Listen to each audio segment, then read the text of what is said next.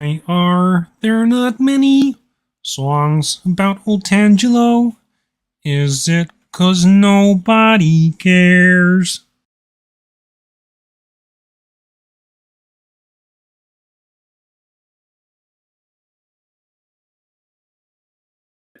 Oh, there we go. Sorry about that. I was muted. How is everyone doing out there, man?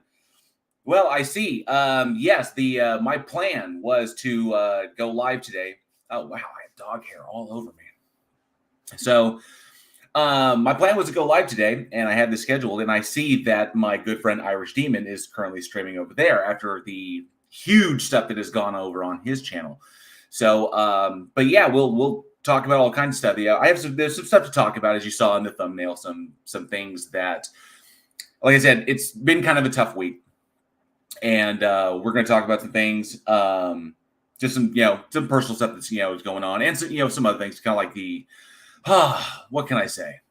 You know what? Let's dive in. Let's say hi to everybody. Let's see who's all in the chat. Well, first and foremost, before we dive into that, I want to put out a huge giant congratulations to Irish Demon. His the rise on his channel has been meteoric. Like I think he took that time off, and then all of a sudden he was back, and he had kind of like 8,000 subs, and then all of a sudden he just exploded. And now I saw he was like over 9. Then all of a sudden overnight he was over 10. Now he's over 11. He's I think he's coming up on 12. He's like 11,500 subs or somewhere around there. But yeah, he is just kicking ass and taking names and doing fantastic work over there. So wow, just congratulations, Irish team. I'm so proud of him, proud of the work that he does. And I wish him all the best. I can't wait till at this rate, he's going to get that silver soon. I mean, it's just going to keep crushing it. So congratulations to Irish team. That's really, really awesome. So I actually have him. I've got him going on this side. So there's Irish team's stream.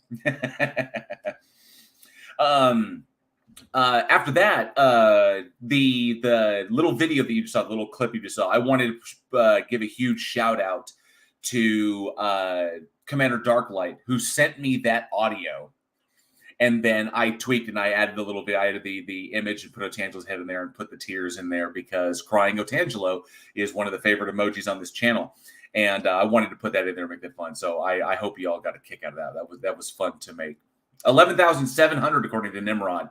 Yeah, he is crushing it. He is absolutely killing it. I think he's got 719 people watching his stream right now, which is just killer. He's just knocking it out of the park. So, and I know that he's talking about the current stuff with Glenn Serio. So before we dive into other stuff, I want to say hi to everybody that's in there. I saw that many of you came over here from Irish Steam, and I really, truly appreciate it. That's very, very cool. I appreciate the support.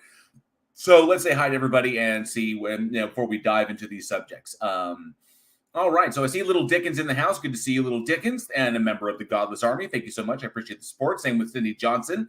Good to see you. Good evening to you. Thank you so much for being here. Also a member of the Godless Army. I do appreciate it. Second Best Bob is in the house. Good to see you. Says, I'm weighing. Yeah, I had to push it back a little bit because I didn't know how long D-Moon was going to stream. So I pushed it just a hair. And so I don't know when he'll be finishing up. But I appreciate you being here. Second Best Bob. Thank you so much. Captain Welsh is in there. Oh, and Second Best Bob, also a member of the Godless Army. Appreciate your support. Captain Welsh is in the house. Says, hello, people. Hello to you, Captain Welshie. Good to see you. Glober Mom. Hello from Irish Demon Stream. Hello. Also from Irish Demon Stream. Good to see you. Boomer's in the house. Another member of the Godless Army. Thank you, Boomer. Good to see you. Sean Alexander's in the house. Another member of the Godless Army. Says, Bridge the Divide. Hey, JL, get a hold of Irish Demon Stream right now. I did message him back and forth. He was thinking about having me on, but he didn't know I was going to go live. So I'm keeping an eye over there. And if he messages me, I'll see his messages via Discord. I've got that pulled up on the other screen. So thank you, Sean, for being here. Ardo Rissanen, thank you so much for being here, Ardo. And I appreciate you subbing. I really do. Thank you so much. It's awesome. Maximal's in house. Good to see you, Maximal. Thank you so much for being here. Charlie Welch is in the house.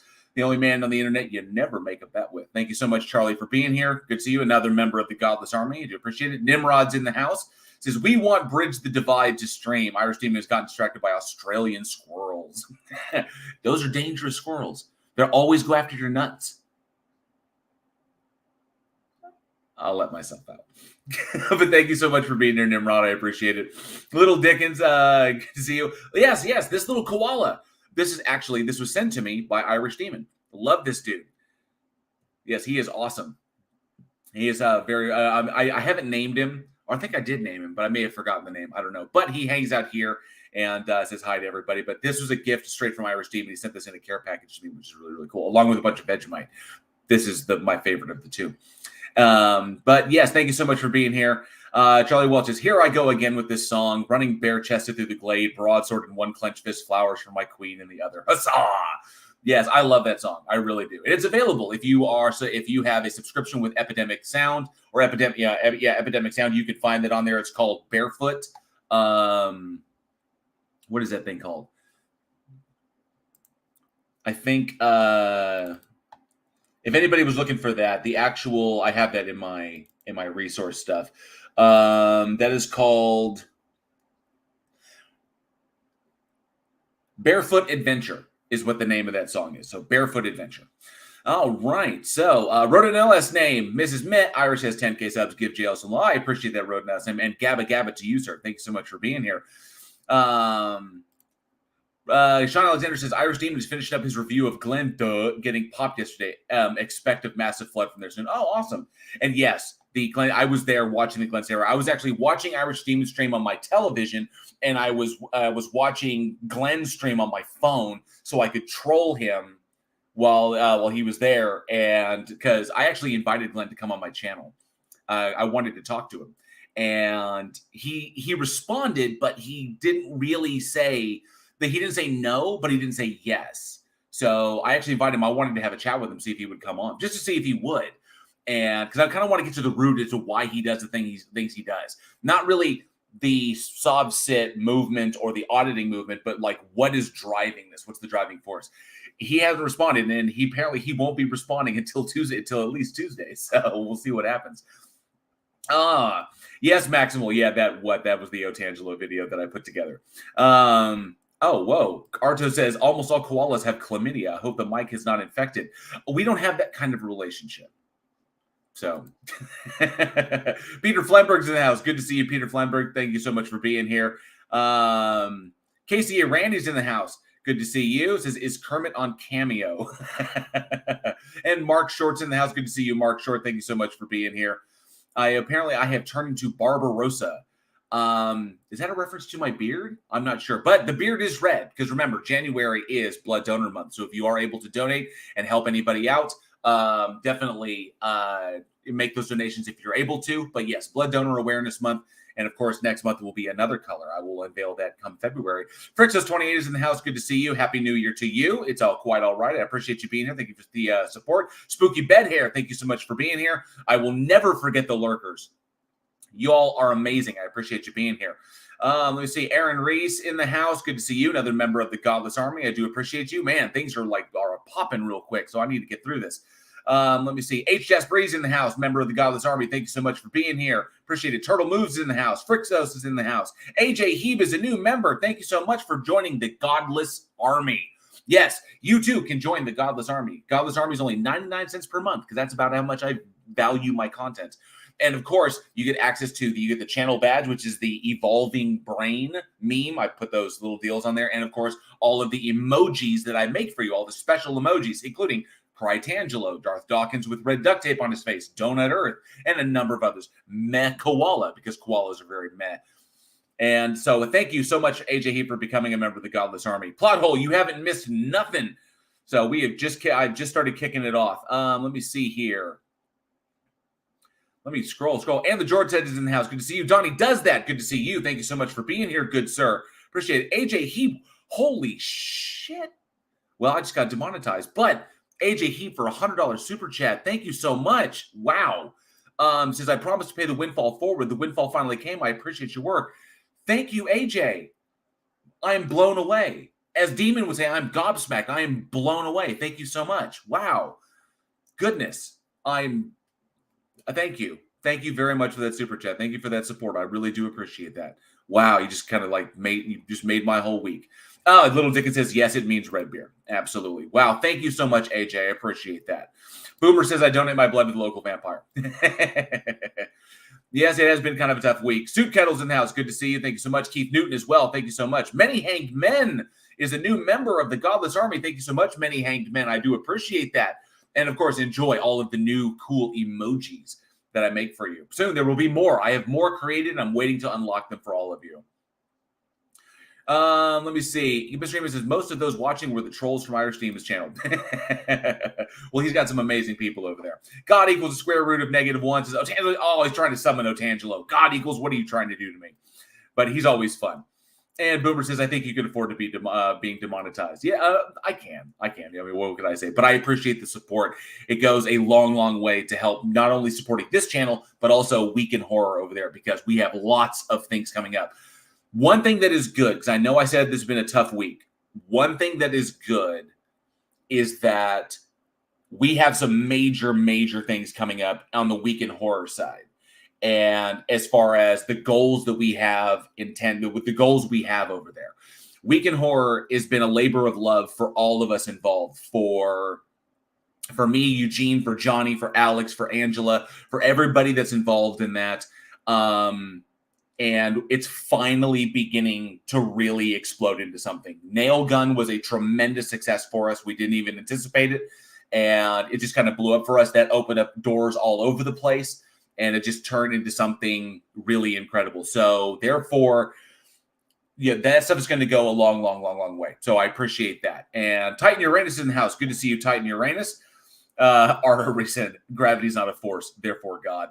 I have actually heard that. I've heard that argument before. So it as ridiculous as it sounds. But yeah.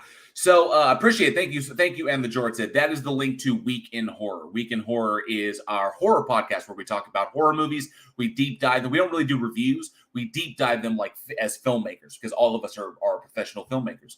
So we deep dive them to kind of like break them down and talk about the history of them, what's behind them. And of course, we have a lot of fun. So if you like scary movies, definitely give us a check out over there. We're trying to build that channel up so we can expand our reach to the horror community. Because I'll tell you honestly, the horror community, very difficult to market to. It's what, maybe that's just what it is. And you got to let them come to you. Just you keep persevering, and eventually they will come. You build it, they will come. And it just takes time. So we learned the hard way. You can't force horror content down the throats of horror fans.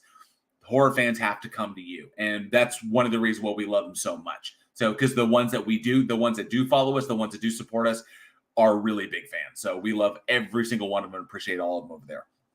All right. So, man, yes, I was there. I was watching that Glenn Serio deal. Oh, wow. Johnny Desmond says, do you have a P.O. box? I have a bunch of dragons. Oh, wow. Dragons. I love dragons. As you know, what I probably should do is I have my dragons back there. You can see them all, and these guys over here. I forgot to turn my theater lights on. So, but yeah, I love them. Been collecting them for better part of, I think, over 20 years now.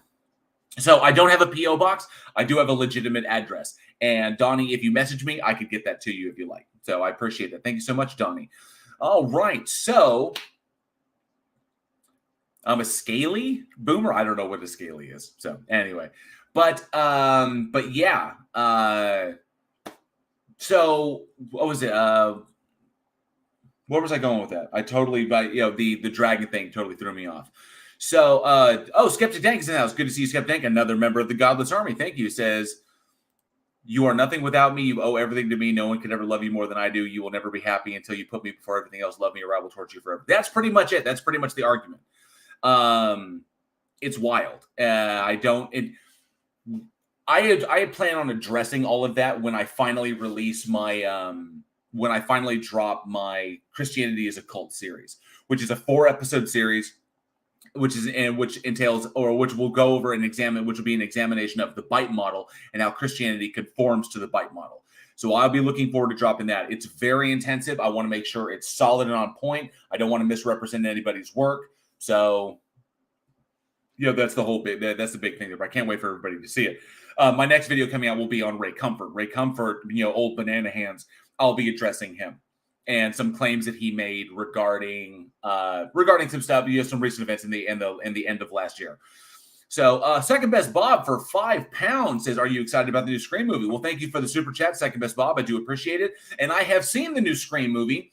And to be perfectly honest, it was cool, but unfortunately for someone like me, it was very predictable. I've seen so many horror films, and I'm so like recognizing the formula of what like meta horror or things of those nature, or what a slasher does. Recognizing that is almost innate. So I could see the beats as they're coming. And I can tell you, I figured out who the killers were I would say about a third of the way through the film. So it's just when you look for particular things, these things just stand out. So, unfortunately, but it was still an enjoyable movie. It was enjoyable. And it paid a lot of good homage to the work of Wes Craven and other horror legends.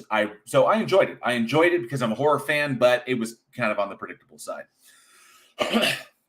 I even predicted that that one individual was going to die that most people probably didn't expect. I don't want to spoil anything, but I even saw that coming. So let me see here.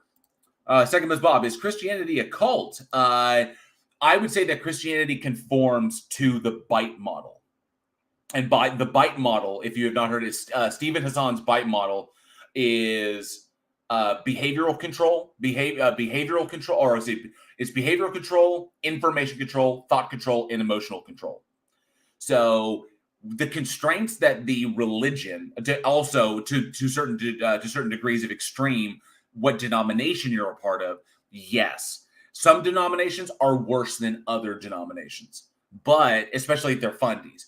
But when it comes down to it, yes, Christianity, by virtue of the Bible alone, you can tell goes along those lines. It really, really does. So I can't. So I mean, I couldn't refuse. So yeah, I would say it operates like one. Now there are worse ones, like the Mormons are definitely more cultish. Scientology definitely more cultish. Islam definitely more cultish and more extreme. But those behaviors, the behavioral control, the information control, the thought control, those things are still prevalent throughout them. So, but I'll explain all of that in that upcoming video. Let me see. Oh, yes. And Charlie Welch says, yep. Aaron Reese gave him the pint glass that he won. We do have pint glasses. Very cool. Week in Horror pint glasses over there, which are really, really neat. So let me see here. And the next trivia question for Week in Horror is going to be huge. So I can't wait to announce that because it's going to be a particularly difficult trivia question. It's going to be fun. So as far as when I said it was a tough week, the first thing I'm going to talk about is that people were aware of my dog Jingles. This has been a tough week. We have not lost Jingles. We have not had to make any difficult decisions regarding him. So what I will do is, so people know. So I will share this over.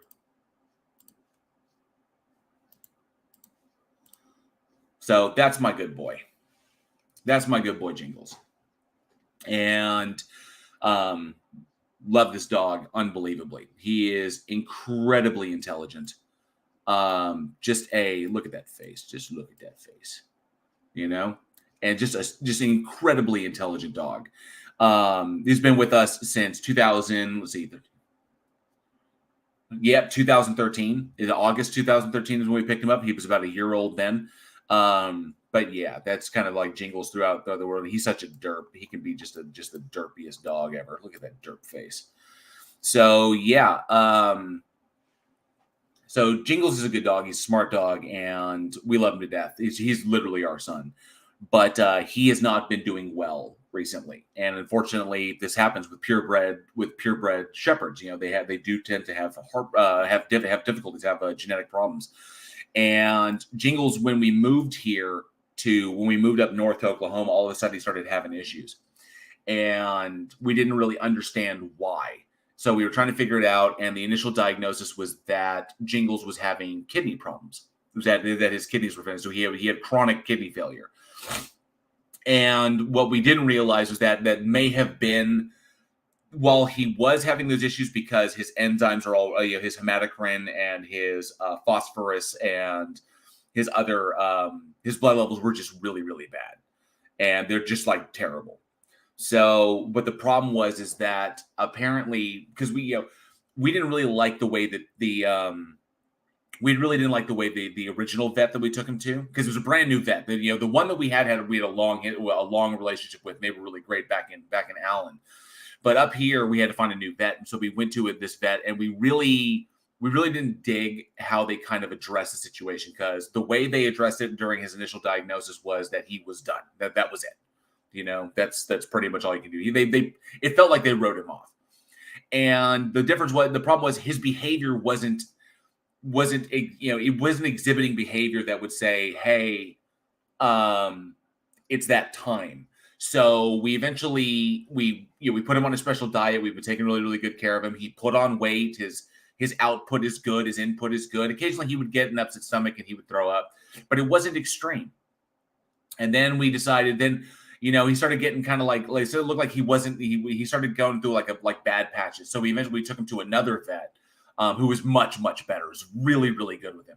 And the very first thing this vet did was he did a test that the other vet did not, and he found a mass. And he felt a mass in Jingle's abdomen. And so they was like, okay, there's a mass in there. So they did an X-ray. So they got film, and apparently it's a very, very large. It's quite large, and it was pushing his kidney. It was pushing his colon up. It was like pushing his colon up, which explains why he was having some difficulty pooping, because the diameters of his poop, I'm talking about dog poop on my stream, but the diameter of his poop had changed. And that would explain that the mass explains that. And the mass is symmetrical, so it's most likely hormonal. For those who know, over those who don't know, we chose not to have Jingles neutered. We knew the risks of that because of hormones, but there is a fundamental alteration in in a male dog's personality when you neuter them. They need those hormones, and while it can limit the longevity of their life because those hormones can be problematic, while it can do that, we also wanted Jingles, because Jingles has a job. He's a job-oriented dog. He has tasks that he does around the house. To maintain that kind of position to do those things, it helps if they're not neutered. So it's a trade-off. It really, really is. And so Jingles apparently what he has is a large hormonal mass, which may derive from his prostate.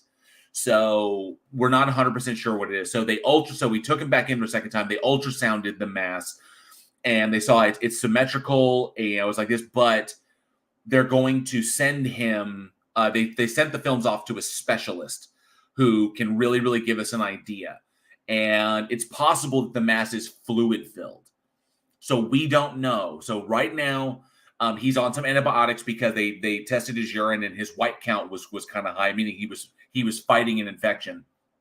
So we've got him on antibiotics, which we hope will kind of ease things, and then we'll decide what we need to do next. So it's just been rough because you hear that there's a mass in the dog, and it's 5 months along because there was a 5-month time gap between the first vet visit and this vet visit, just to see if he would improve. And if the first vet visit had caught it and be like, ooh, we have a mass here, we need to look at this, maybe we could have handled it early, it's really, really aggravating.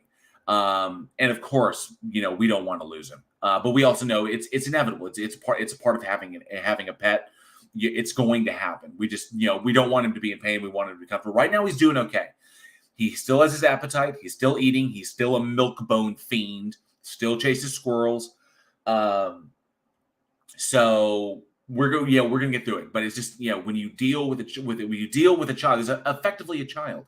When you deal with a child who's sick, it always wrecks you. So it's had me in kind of a weird headspace. In that way. But what can you do?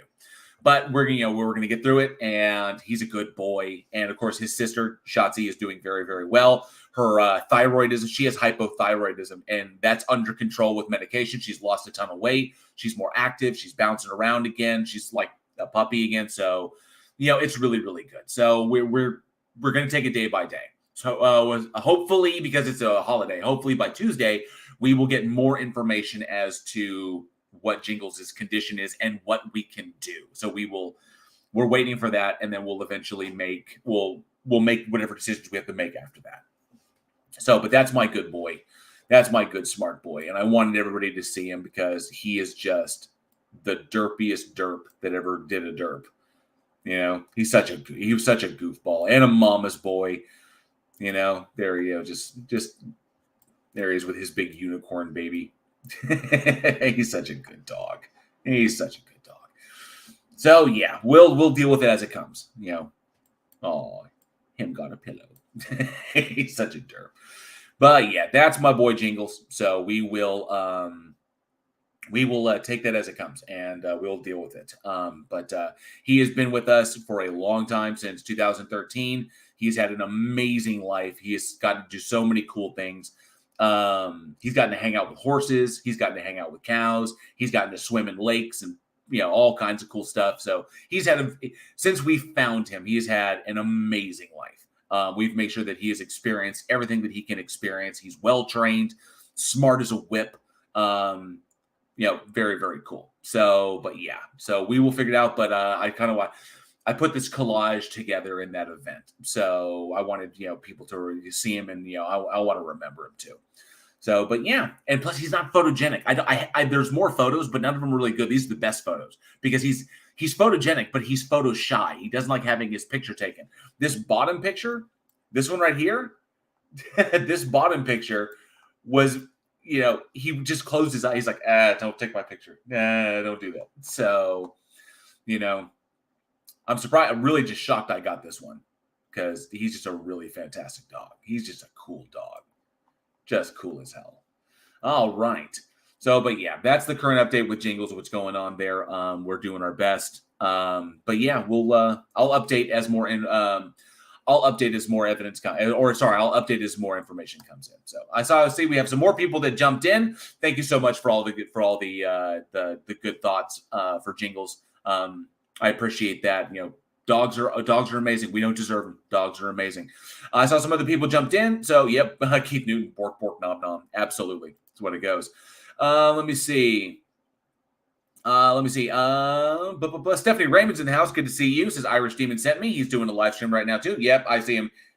Yep, he's still live. He's going over the Glen Serio vid.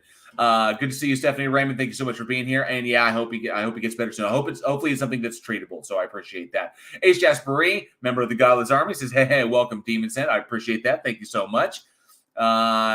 Sydney Winston's in the house. Good to see you, Sydney Winston. Says, as a dog lover, I feel you. Keep him happy.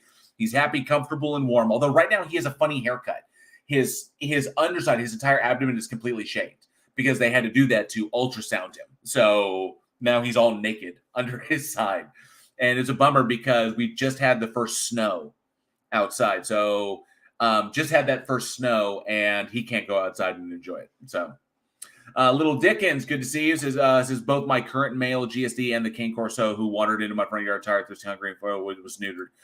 Yeah, it's one thing. I mean, and with like Shotzi, we got Shotzi spayed immediately. You know, we got her, and I think it was like within 6 months we got her spayed, and it was right before her first season. So we got her spayed and taken care of because we don't want excess puppies running around, and we didn't know the relationship between Jingles and Shotzi if he was like her dad or whatever, but so we didn't want to risk it. But we got her spayed. Plus, breast cancer in unspayed dogs is extremely common, and we didn't want to lose her to breast cancer. So there you go. Yep, dogs are absolutely beautiful. You're correct, Sydney. Demon Orb is in the house. Good to see you, Demon Orb. Thank you so much. I appreciate that. And Thor Rasmussen, another member of the Godless Army. Thank you so much, Thor Rasmussen. Appreciate you being here. Turtle Moves in the house. Yes, he is still more intelligent than a flirt. He absolutely is. He is. Skeptic Dank says, that Lovecraft impersonator from Ohio on TikTok is also a Christian, but seems chill as fuck. It would be amazing to get him on a stream sometime. Interesting. I'll have to look into that. Thank you. Appreciate that. Yeah, he's lived a good life. He's lived a good life for a large dog. And hopefully we get hopefully we can get him comfortable and healthy, and he'll have even more years. So, because there's still so much stuff we want to do with him. Second Best Bob says, I'm so bored with Glenn. What's his face? Yeah, I get that. It's been kind of like, people have been kind of inundated with the Glenn Serio thing. I don't plan on covering it because covering idiots like that, there are other channels that do it better, and I know that's an plot hole says there's such a thing as too much puppies. Technically, no, but technically, yes. A little from column A, a little from column B. But yeah, so there are other channels that do stuff like covering Glenn Serio better. I think it's Tella. Tella does it. Irish. Team Skeptic. The Plot Hole. Brandy Beaver. Those guys cover that stuff really, really well. Their comedy style. Pardon me. Their comedy style really works to their advantage when covering those guys. I myself, I'm not really that funny. I think I can be funny, but I'm not funny in that capacity. So, and plus that, I don't really feel the drive. It doesn't call to me to make content like that. I'm pretty sure I could pull it off, and with some practice, I could get pretty good at it. I don't think I'll ever be as good as like Plot Hole or Team Skeptic or Irish Demon. Those guys are just hilarious. But I felt the more like to edutain, like to be entertaining, but also to educate, to explore things, and to like really explain stuff so that other people have a really good understanding of that, to convey as much knowledge as possible while also being entertaining. So my style is a little bit different, which is probably why which is most likely I'm probably my own worst enemy of that. Like my channel has not grown as fast as I would like it to, but it is steadily growing, which is good, and I really want it to continue to steadily grow. So that's just that's on me, and just the kind of content I put. I don't put content on every single day. I do it like typically I put out a creative video like every week or every 2 weeks because they take time. I want to make sure that the editing is good. All the stuff that I learned as a filmmaker, I want to make sure that all of this stuff is good. Plus, it's a lot of research, lots and lots of research, and I'm going to make sure that all of my stuff is completely covered, so I don't wind up like a flurf just talking out of my ass because I read a headline or I read like the title of a scholarly article instead of actually reading the abstract. So it's a lot of reading, a lot of research, a lot of note taking. Also, if you saw that debate that I had with Eric Jewell, if you saw that debate I had with him, I think I had close to, I can remember 30. I think I had close to 30 citations for that debate alone, for just 2 topics. And I know there are many more citations, but I had so many citations for my presentation. And I think he had 4, which kind of explains that. But then again, that was pretty much it. So just it's on me. But I like I really, really dig the style of content that I make, and I plan on just keep doing, like I said, I have the Ray Comfort one coming out. Reaction Fits just didn't seem like me. It just didn't seem like who I was. Maybe it will be. Maybe I'll change in the future. Never know. Maybe I could. Casey Randy, good to see you. Thank you so much for being here. Appreciate the support. By the way, there's lots of people in the chat, and it's amazing. 40 people in the chat. This is awesome for me, and I appreciate every one of you being here. If I accidentally repeat somebody, say hi to somebody, if I repeat somebody, or if I miss somebody, I apologize. I've got, like I said, it's been a tough week, and I'm a little kind of out of sorts. I was actually hesitant. I was like, do I want to stream? I wasn't sure because I didn't know how emotional I would get, talking about jingles. It's been tough. I really haven't been sleeping well, so it's just been difficult. And, of course, it's both me and my wife. We're both dealing with this stuff, but I had the Otangelo vid I wanted to show everybody. I hope that y'all dug that. That was fun to make the little Otangelo clip. That was fun. So, buddy. I tell you what, and I see that Irish Demon, has he gone back and forth over that whole thing a number of times? He has. And I get that. And, of course, if I get the opportunity to have Glenn on my channel, I will talk to him. I really, really will. But I doubt that will happen. I was trying to get another Christian, like another theist on, but he refused to come on and talk to me, unfortunately, because I really wanted him to, but he was like, "Nah, I'd rather keep it on Discord." So unfortunately, that's not what's going to happen. But I hope everyone is doing well out there. I hope everyone's new year is going fine. Gary Donnelly, member of the Godless Army, thank you so much. Says good evening, JL, and everyone else. Good evening to you, Gary Donnelly. Thank you so much for being here. And let me see. Tony Regime says you can't force it. You just have to be yourself, and you would just make, or you just make it harder to create content. Exactly. I found my groove, in the way I create content and what the kind of content I create, and it works for me. And I really enjoy it. I love doing it. I love your guys' reaction to it and all the feedback that I get from y'all. So yeah, it's awesome. And not to mention, some of the people, because it's hilarious.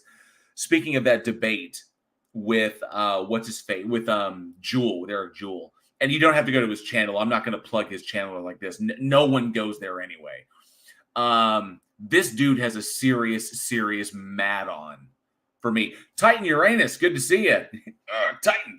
Otani says Otangelo is toxic. He posted pre-transition photos of a trans creator. He's pretty much dead to the greater community. Why waste on him? Exactly. It's just, it was funny. It was a funny thing because nobody cares. Yes, I have earned all of my Red Wings. Because nobody cares. Matter of fact, why are there not many songs about Otangelo? Is it 'cause nobody cares?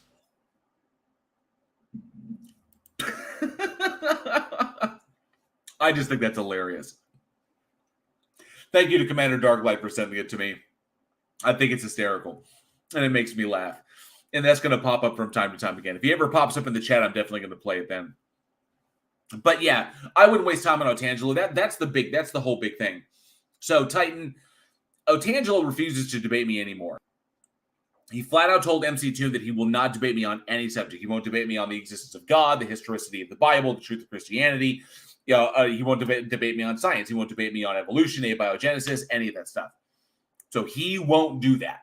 He flat out refuses, and that's because we were in Discord, and I pinned him to his dishonor, to basically being a bad actor. He admitted he was a bad actor. That he has no intention of debating honestly anybody at all. And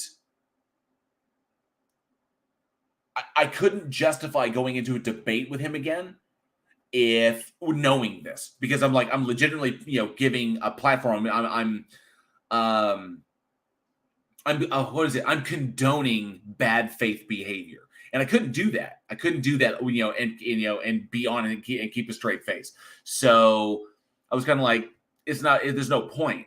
So I won't debate. But he refuses to debate me anyway. And everybody knows he's dishonest, that he's a vile human being, and he's done disgusting stuff like doxing trans people, like blowing up images. Like he pulled that shit. I think it was on Arden, and it was just like absolute trash. He's demonstrated that he's a trash human being.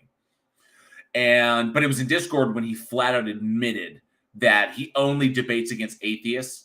He only debates creation, evolution and abiogenesis against atheists because they're atheists, not because he believes in this thing, believes it to be true, or that it's important. Because he does not debate theists on it. Because theists, in his own words, theists already believe in Jesus, and they already get the message, so they get a pass. And I was like, whoa, hang on a minute. So yeah. So when I pinned him on that and I tried to hold his feet to the fire, he just straight up, then there will be no debate, and he never wants to debate me again. Which is fine, He's still on politics and religion. That's because he still comes looking for me on politics and religion on occasion. So yeah, that was that. So yeah, I don't expect to be in a debate with Otangelo ever again. But I did debate Eric Jewell. There's the possibility that there are some bigger names that I may debate in the future. MC Toon is looking into that. There's a possibility that I could do that. They really dug my presentation over there. Thought it was strong. So you never know. You may see me debating some other larger names in the creationist community, or the anti-evolution or anti-science, anti-intellectual community. I'll go after any of them. I got no problem with that. And true, Tony Regime, yeah, he doesn't want to debate because he knows he can't win. Very true. He knows he can't. He never has won one. So, we're talking about a dude who thinks that the Ark was found when the Institute for Creation Research down in Dallas, when the ICR, just doesn't accept any finding of any ARC claim. It's like, no, they say the institute that actually does this stuff professionally doesn't believe the ARC is found, and Otangelo thinks that the ARC has been found. So it's just ridiculous crap like that. But you never know. I mean, there could be some big names coming up in the future. I may cover those. Now, as far as I heard that Irish was planning on coming to Texas, I will say this. If there's an opportunity for me to go up to Washington, I would love to do that. And even if for whatever reason, and because I would like to have a discussion with him, because I don't want to get into why he's doing. I want to get into why he's doing what he's doing, not at a personal level, like what drives this. Because I have some hypotheses about why Glenn does what he does, and I kind of like would, and interacting with him, I'd be able to confirm that. It was kind of I wanted to bring him on the show, but he never said yes. But hopefully, you never know. Maybe he might be. Let's see. Rodinella Sam says, Bridges Divided. You've debated Santa. What other mythical creatures will you be debating next? I don't want to spoil anything. There's some possibility. I guess it's possible. There's some. I guess it would be just spoiling it. Maybe Ken Ham. Maybe Matt. Maybe Powell. Dr. Peel. There's a few out there. I don't want to spoil too much, but we're currently working on it to see what happens. But yeah, that's pretty much it. Let me see. Ardo says, at least Otangelo has not manifested a can of Mountain Dew yet. This is very true. Little Dickens says biblical archaeologists are almost as big a joke among archaeologists and Mormon archaeologists. Yes, that's true. Biblical archaeology. It's just, the bias is in the name. Come on. Aaron Reed says, Glenn has behavioral problems dating back to youth and has spent time in a school for kids with behavioral problems, supposedly. I would, I imagine that. Steaming Cup of Reasons in the house. Another member of the Godless Army says, hi, folks, it's stupid o'clock, and I just got up. These streams are just too early. That's the whole point, so you can start your day off right with a balanced stream, I guess. But Ardo says, no, sir, they are too late. It's 1:15 a.m. here. You see, damn this ball earth and its time zones. Killing us. Absolutely killing us. But you haven't missed much Steaming Cup of Reason. Just giving some people an update on my dog Jingles and just talking about it's been kind of a tough week. And I wanted to hang out and talk with amazing people and see y'all and just kind of be like, hey, what's going on in people's lives? Maybe look at some stupid stuff. I don't plan on doing that. The Glenn Sarah thing has gotten so much traffic. I don't plan on going over that. Everybody's aware with it. It was absolutely hilarious that he went out there and was like, they can't touch me. You can't arrest a god. Oh, no, I'm being arrested. Well, I guess, hey, premise 1, if you're a god, you can't be arrested. Premise 2, you got arrested. C, conclusion, you're not a god. Ha, ha, ha, ha, ha. There's your syllogism for you. Yes, damn the ball, Steaming Cup of Reason. Aaron Reed says, I'm cooking dinner as this goes on. If I burn something, it's JL's fault. I will take full blame. I will. And Rodent Noah's name says, I always take a stream as soon as I wake up. It's important to do so. Plato says he wasn't calling himself a god. He was calling the cops gods. I could have sworn he called himself a god. He's like, I'm a god. I am a golden god. But I don't know. Gary Donnelly says, I enjoyed our chat on the Conspiracy Cats Halloween special the other year. That was fun. Doing that Halloween stream was a lot of fun over on Conspiracy Cats. That was great. I really, really dug that. Oh, does he? Max says, if God can do everything, he can be arrested. This is very true. I will say this. I know we have a lot of really fantastic people there, but let me see. 2 seconds. I want to make sure that I don't get distracted. Of course, it's me. Of course, I'm going to be distracted. I'm not as bad as Irish Demon, but because he'll be like, huh? And he'll just or Brainy Beaver that, I love you, Brainy. I don't know if you're watching, but all the love.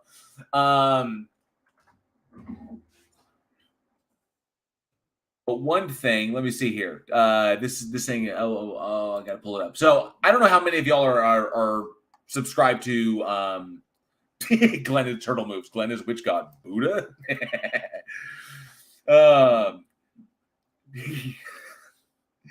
Why don't you tell him the knee slapper you told me about the great Buddha? He's like, he finds it really, really weird that a guy who weighs 600 pounds has the balls to teach people about self-discipline. I freaking love that joke.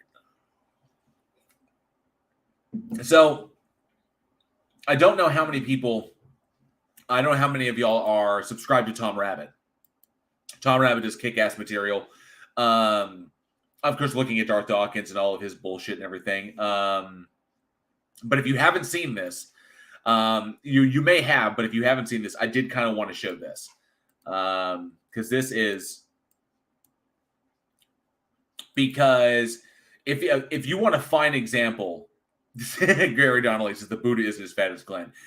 One thing I found this, and I want to share this with you, and then we're going to jump over to some stuff that I found, to something that I found on Reddit, which I thought was a lot of fun. And here we go.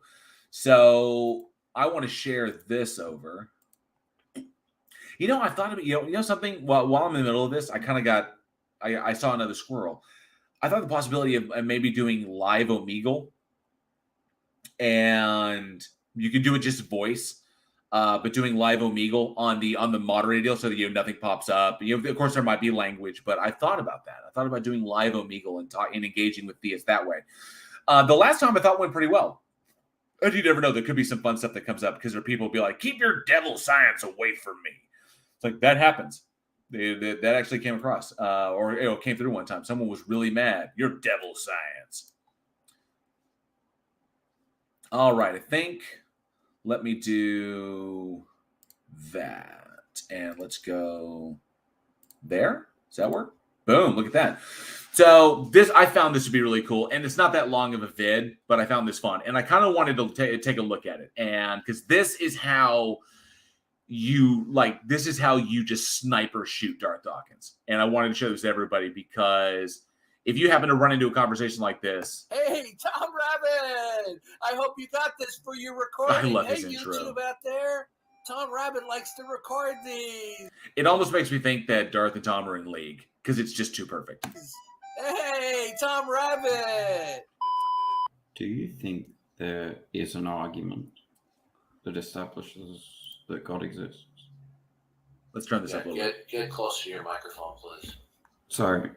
Do you think there is an argument that establishes that God exists? So, a fair question. Is there an argument, like a legitimate argument, that establishes that God exists?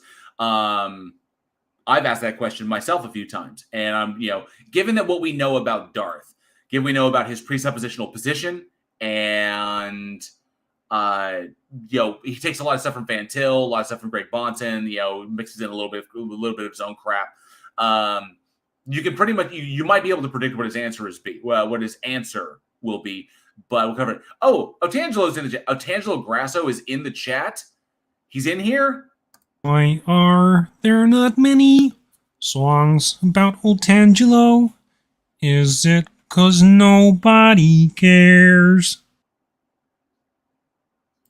That's for you, bud. That is for you. So here we go. So yeah, let's take a look at this. You could probably predict what his response is going to be. Yeah. Could you give maybe premise one? To your microphone, please. It's very echoey. Yeah, sorry. So could you give maybe better, thank you. the first premise? I love the edits that Tom does to these. Well, there's a variety of ways it can be presented. I could say we can recognize that God exists if and only if he has revealed himself. Premise 2, God has revealed himself. Conclusion, God exists. So Okay, so I'm sure y'all heard that, but just in case. And recognize that God exists if and only if he has revealed himself. Premise 2, God has revealed himself. Conclusion, God exists. So I'm quite just certain. writing down. So we can recognize that. Yes, So, God. for example, You're already ahead of so- the game. There's only one way that we can rationally justify the existence of God, and that is an appeal to the fact that he has constructed the world in such a way as to reveal his existence. If a line of reasoning, regardless of how sophisticated or powerful it may be, if it doesn't include referencing They had a pretty God bad revealing maximal. himself, then there's no God to speak of. Okay? Okay. So I'm Darth's writing this argument. down. So premise one is we can recognize that God exists if God has revealed himself. Premise two, God has revealed himself. Yeah, we can invoke that God exists if he has revealed himself. Premise two, God has revealed himself in creation and through human history, therefore God exists. So you see where this is going. Okay, so this is legit. Darth still. This is the syllogism he's running off of. Well, for now, because Right. he'll definitely Okay, so I'm change it just in the writing future. this down, and therefore the conclusion is God exists. Right. Now, I don't know how you would establish the existence of God without either a direct or an indirect appeal to the fact that God has revealed his existence. Okay, so like you can see, the title of this thing is Darth turns into a bumbling, fumbling mess. You can find out why. So if you think you know why Darth's if you know why Darth's argument fails here, like the exact reasons to why it fails, definitely throw it in the live chat. I'm very curious because it's beyond obvious. Anybody who understands logic, just basic syllogistic structure knows why Darth's argument failed here. So, Mr. Andret, I did not record my troll of Glandside. I was just trolling him in the chat, just like, it was like, just trying to be funny and just trying to see if he would say anything, like if he would address, and he addressed none of the trolls' comments. So he only addressed, like the people he wanted to beg money for and have super chat him. But it was just pretty much just me in the chat, just like, hey, you finally got enough for another bucket of fried chicken or another bucket of original recipe or something like that. So it was just me just being, tongue in cheek and just trying to be goofy and trollish. But I mean, I think that video's been downloaded, so the live chat will still be in there. And Mr. E-Man says, because it will result in circular reasoning. It does. Yes, AJ Heaps says revelation from God assumes God exists. It's question begging. Absolutely it is. And let's just see how Darth reacts to that. All right. So my problem here is that P2 assumes the conclusion, so it would be circular. Do you have like an argument for P2? No. The conclusion is simply that God is. P2 is just simply God revealed himself. Which assumes that God exists. No. Yes, it does. Assumes the conclusion. No, it's God revealed himself.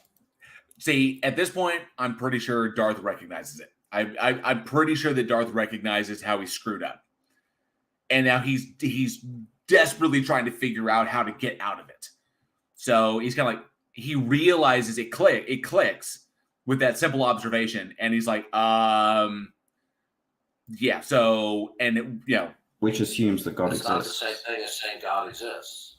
Yeah, but it assumes that God exists. Yeah. So it's circular. Do you have like a non-circular argument? Do you have a non-circular argument? No. So you don't have a non-circular argument? Listen to it. This dude is amazing.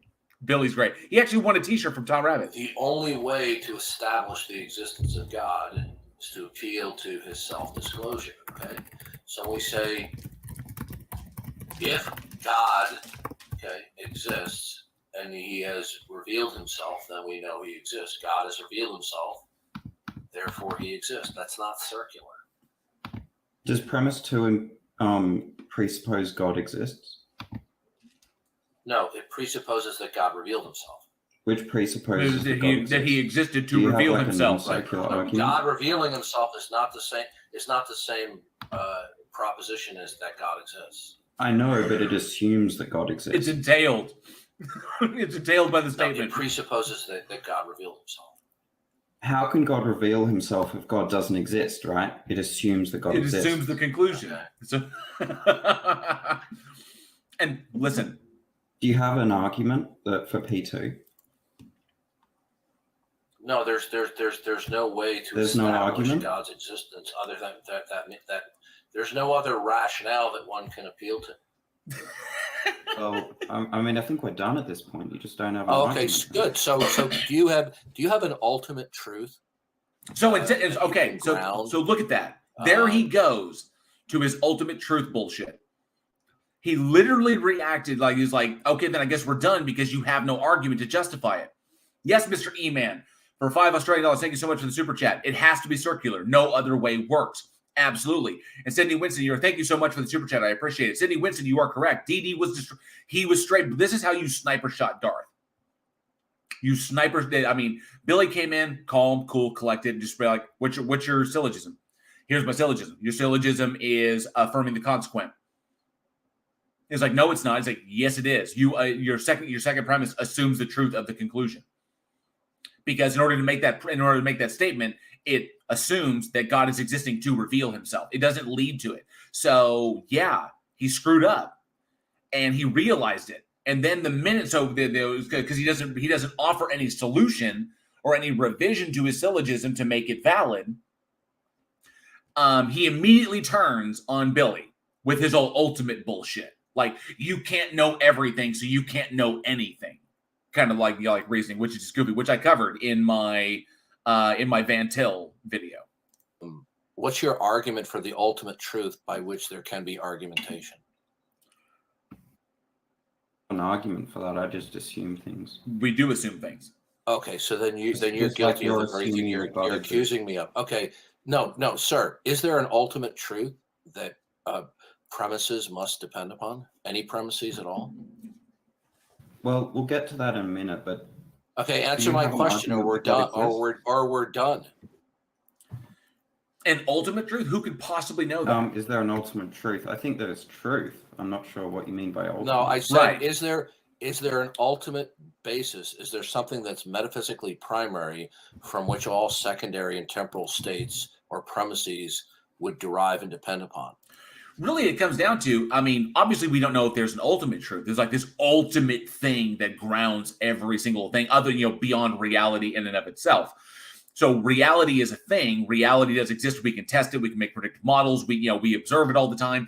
All of this goes. Yeah, of course you can argue philosophically that this presupposes the reliability of our sense perception.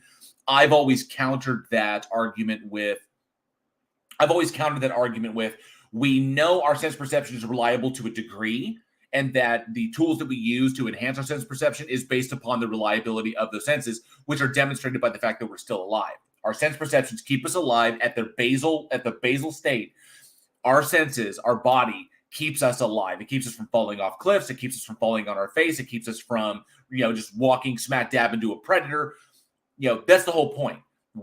Our sense perception is reliable to a degree. We can test this. We can see this. The fact that we survive means our sense perceptions to interact with our environment, we are alive.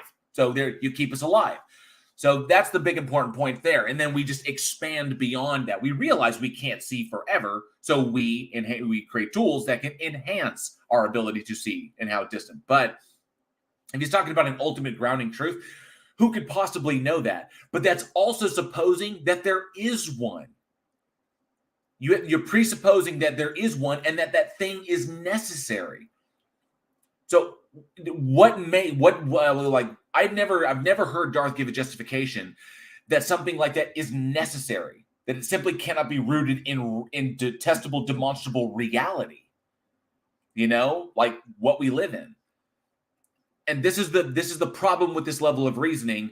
And the reason I address this stuff on my channel is because people take this kind of reasoning to the polls, and that's bad, because if they take it to the polls, they're going to take it to other places as well. But yeah, that was problematic with this, is that sure, if you want to talk philosophically, what could we possibly know? Oh, but where does this get us? This is why I'm having such a big problem with philosophy as of late. The older I get, the more obnoxious it comes off, because it's asking questions that we cannot possibly know the answers to. It's hypothesizing things that we cannot test, that are completely unfalsifiable. It doesn't make advancements in our understanding of reality. And all it does is actually, ultimately what I've seen is it only serves to weaken our confidence in stuff. Now, I understand how that's a good thing because it keeps us intellectually honest to a degree, but many theists have glommed onto this, realizing that they can weaken everything by simply questioning all of reality. How could you possibly know anything without something grounding your ability to know? What is wrong with it just being our brains? What is wrong with that? Well, I mean, that's the whole point. What's the point of that? Eventually, you just wind up like the way I see it. You just keep going down that journey, going down that road of questioning every little thing until you are afraid to get out of bed because you're afraid you might fall through the floor. Like just cowering in existential dread. It's just silly. It's nonsense. It's thought experimentation. That's all it is. And I think that's in some cases, in some philosophical circles, it's thought experimentation designed to push you towards religion, which is why they use it so much. How could you possibly know anything? You have no grounding. Oh, they're right. I have no grounding. I need some grounding. God is your grounding. That's what I keep seeing, which is why they use it, because they're unfalsifiable hypotheses. You can't openly just attack and refute philosophical concepts. And because of that, like someone says the earth is flat, or that, a virus doesn't exist or whatever, I can refute those directly. Boom, here's your evidence, done. Evolution doesn't happen. Evolution doesn't happen. That kind of crap. I can refute that immediately. Done and done. But when you talk about how do you know you're not just a brain in a vat and blah, blah, blah, I can't possibly not know that. I mean, I can't possibly know that. I can't possibly not know that. I mean, or say I can't possibly know that to not be the case. And that's problematic. So where do I look for it? If I'm questioning everything, I don't know what's real, well, then they offer a grounding. They offer this grounding, and that grounding is their God. And I've seen them use this as a weapon to do that. Attack people's, worldview in a sense that you don't know anything, It was like, well, we do have evidence and we have confidence. They want us to trade confidence for faith, which is not a reliable pathway to truth at all. Yeah, Ardo says first lie or just make something up. Then it makes no sense. Therefore, God. You see, I'm honestly starting to think that Van Til was one of the first people to really see that philosophy could be weaponized against scientific thought, and he could weaponize that by challenging the very philosophy of science and the intellectual honesty of science, that we don't claim to know everything and we will never say that we do know everything. Even if we were at 100% understanding of things, we'd never say we were. We'll always say we're at 99, for example. And because there's always a possibility of more evidence. It's just being intellectually honest. But they will see that as a weakness, as a chink in the armor, when in actuality it's a strength. And they'll just continue to do that. So Titan, is it solipsistic in here or is it just me? Exactly. That's where it's going to go. And it's just absolutely silly. So God Equal says Ding Dong ran away from his argument when he realized he was caught. That's right. And he immediately just tried to turn the tables and just shift. He's like, well, what about you? He just basically pulled whataboutism. Well, you're in the same metaphysical boat, sir. You can't possibly know. But that also is a presuppositional position because it presupposes that there has to be that something ultimate is necessary, which he can't back up. Well, I think the premises would presuppose the LNC. Okay, so any premise that you will put forward, it'll either be the ultimate truth or it's derived from an ultimate truth, right? What do you mean by ultimate? Okay, it would mean that which needs no further justification. It doesn't derive or depend upon anything else. It's simply self-existent. So for any premise, okay, dude, can you hear the frustration in my voice? Frustration. Yeah. Listen carefully. I love it. For any premise, the premise will either be ultimate or it will not be ultimate, which will mean that it is derivative. What do you mean by ultimate? Okay. And I'm sorry. I mean, I know it's childish to make fun, but he always pronounces frustration as frustration, and I find it hilarious. As often as he chides other people for the way they talk, do you have an accent? Is English your first language? Blah, blah, blah, blah, blah, and all of that nonsense. I will legit. And then he says, then he's like, I'm getting so frustrated with you. And I'm like, that is just hilarious. The lack of self-awareness of this man is legendary. Legend, wait for it, dairy. I'm going to get sued by the How I Met Your Mother creators. Okay, meaning that it's unconditionally non-dependent and derivative. It's self-contained. I cannot stand that line. Unconditionally non-dependent. It's Now, so for any premise, That's not contingent. okay, listen carefully. Listen, we're gonna have a conversation. You're gonna stop over talking me. I'm Now, just trying to clarify. for any premise, no, now last he's on the morning, attack. dude, He's on the offense now. is English your first language? There you go. Boom. Yes. Okay. Now, for any premise, okay, so since you believe that there are some valid and sound arguments, that for any premise that is presented, okay, how are you going to establish any premise? You'll either have to establish that it is ultimate, that it requires no further justification, it's self-contained, absolute within itself, or the premise is going to require some justification because it's derivative in nature. The justification is that it comports with reality, that we can test it, we can make predictive models with it. We know that it's reflective of what we observe is true because we can test it. We can derive predictive models from it. That's the point. That's the methodology. How do we confirm what is real? We test the living shit out of it. That's the point. And he assumes that none of this is valid because there is no ultimate guiding thing. When he's just when he flat out rejects that it could just be reality. That's it. Because that's not good enough for him. It's got to be something else because they were in an open system and nothing means anything. Things do mean things. Just because there is no objective valuation to anything does not mean subjective values don't exist. And that we utilize those subjective values, the subjective nature of those, to come to agreements on what we all agree subjectively, the systems that we should live by, so that we don't descend into absolute freaking chaos and we're all eating each other on the road. So that's the point. But no, there's got to be this, this objective standard. But he won't even address the fact. I actually presented this to him. He won't even address the fact that objective morality cannot exist, because if a morality was objective, then it would be true what was moral and immoral, even without a God. And if there was an objective morality, it would mean that an entity, an agent, God, is literally appealing to that objective morality. If God exists and there is no objective, then morality is subjective completely. He doesn't set the standard because he's the biggest, baddest dude on the block. Or no, he's only setting the standard because he's the biggest, baddest dude on the block. It doesn't make it objective because he can change his mind, which he obviously did with things like slavery. Changed his mind. It used to be moral. There used to be rules for it. Now it is not moral. So it's either God declared it immoral, and then we picked up on it later, which was never stated in the Bible, so we don't know, or we decided it was immoral, and by virtue of that, God decided it was immoral. One of them has got to follow the other. And it makes sense that if God is man-made, we declare it's immoral, God declares it immoral. That tracks, But you can't really say, there's nothing to say in the Bible where God said, you know what, slavery is immoral from now on. It doesn't work.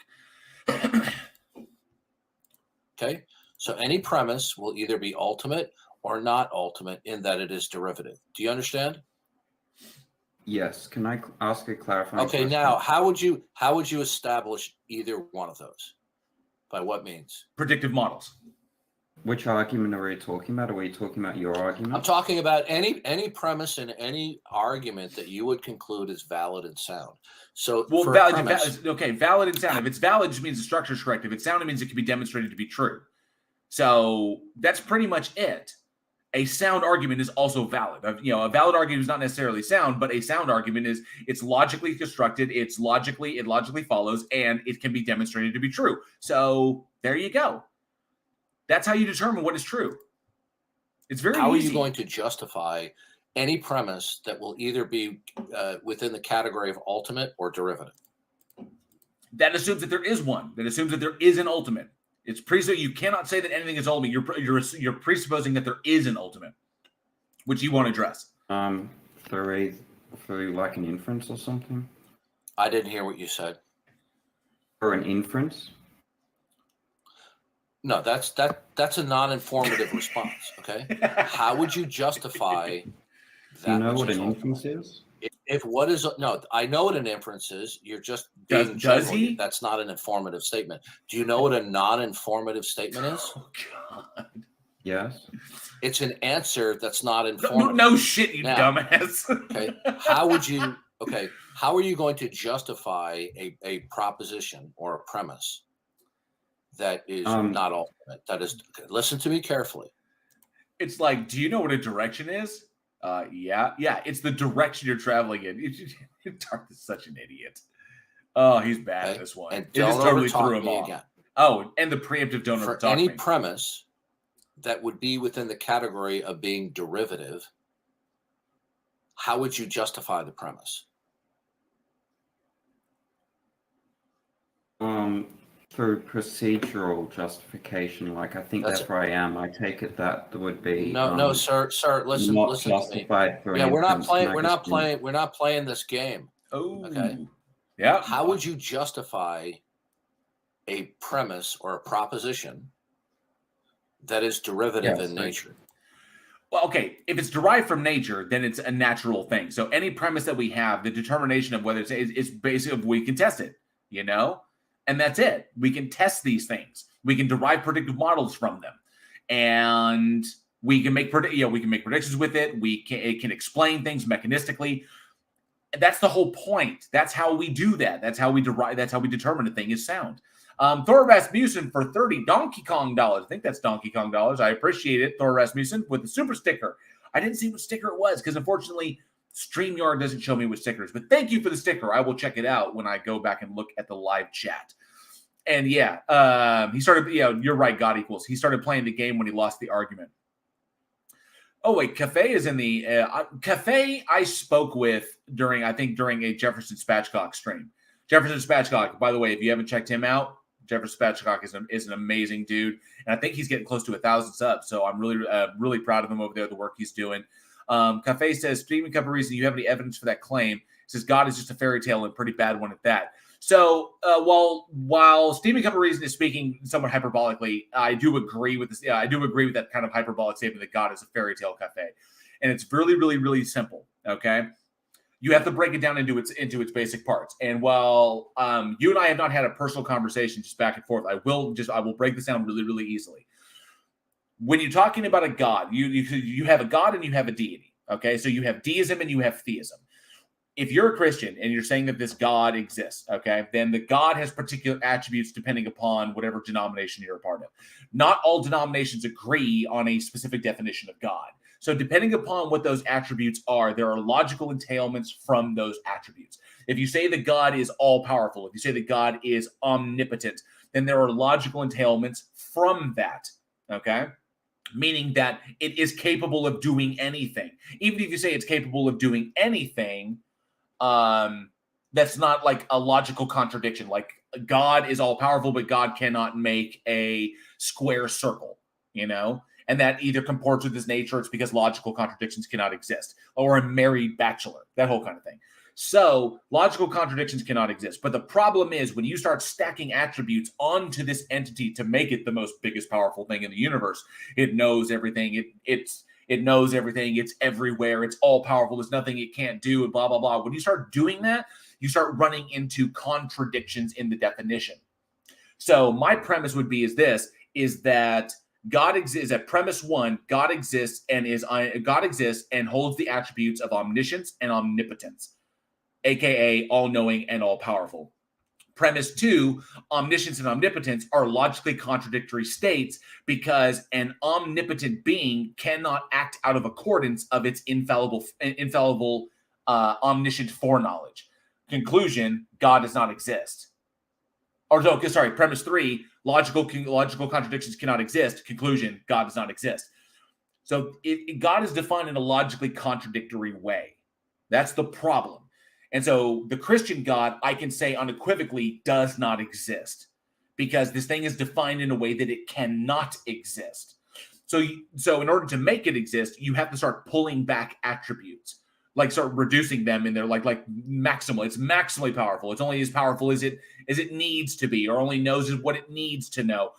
But then you start dropping down, and then eventually you're still going to run into contradictions. So you eventually just pulled God all the way back to deism. Because deism really can't be refuted. A sufficiently powerful enough entity that can kick the football on the universe and then fuck off with no evidence of its existence. That is deism. Generic deity. And you can't refute that. I can't refute that. I'm not a deist because I don't accept supernatural explanations for things. So that's why I'm an atheist. But you can reason yourself to that, which is not a problem. I don't have a problem with that because you don't see deists running around blowing themselves up in the name of their deity. And you don't see deists running around yelling at people and holding bananas saying it's evidence for them. You know? Let me see. Cafe says, that's assuming God is a being or something akin to, as atheists often mock, a sky daddy. That's not necessarily what God is. And I would say that's a big straw man argument utilized by atheists. No, it's actually not a straw man. Those arguments are predicated upon y'all's definition of it. And those arguments change dependent upon how you as a Christian define your God. Okay? If God is not a being, then what is God? Are you saying that he is an entity?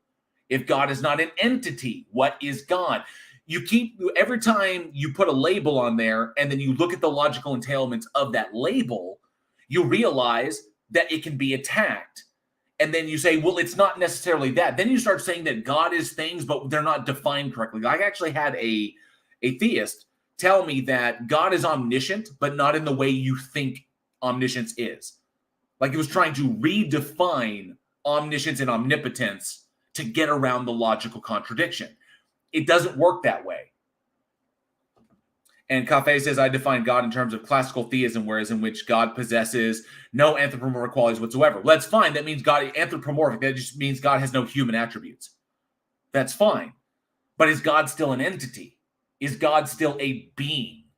Is God like a floating ball of energy somewhere? Or is God just straight up invisible? How could you possibly speak to the attributes of God? How can you speak to the attribute of a thing that you can't observe? See, here's the problem, Cafe. It's not, okay, it says, yeah, when you properly interpret omniscience and omnipotence, there is no contradiction. But there is a contradiction by those two terms. An omnipotent being cannot act out of accordance of its infallible foreknowledge, which means everything that being does, it already knew it was going to do. That which basically means the omnipotent being cannot change its mind, which is not a logically contradictory behavior, changing one's mind. And because we've seen God, by according to the Bible, assuming your worldview is true, in the Bible, God has changed his mind. He changed his mind on slavery. So if God can change his mind, either God does not know everything or God is not all powerful. That defeats your definition and essentially is not God. And even then, even if this being did exist and it knew all things but was not all powerful, that doesn't make it worthy of worship if this thing even exists. Okay? And plus, you're tacking on attributes to a thing that you have not observed. If I asked you to give me the attributes of a table that you had never seen, you could not possibly give me those attributes. It's made of wood. Well, you don't know that.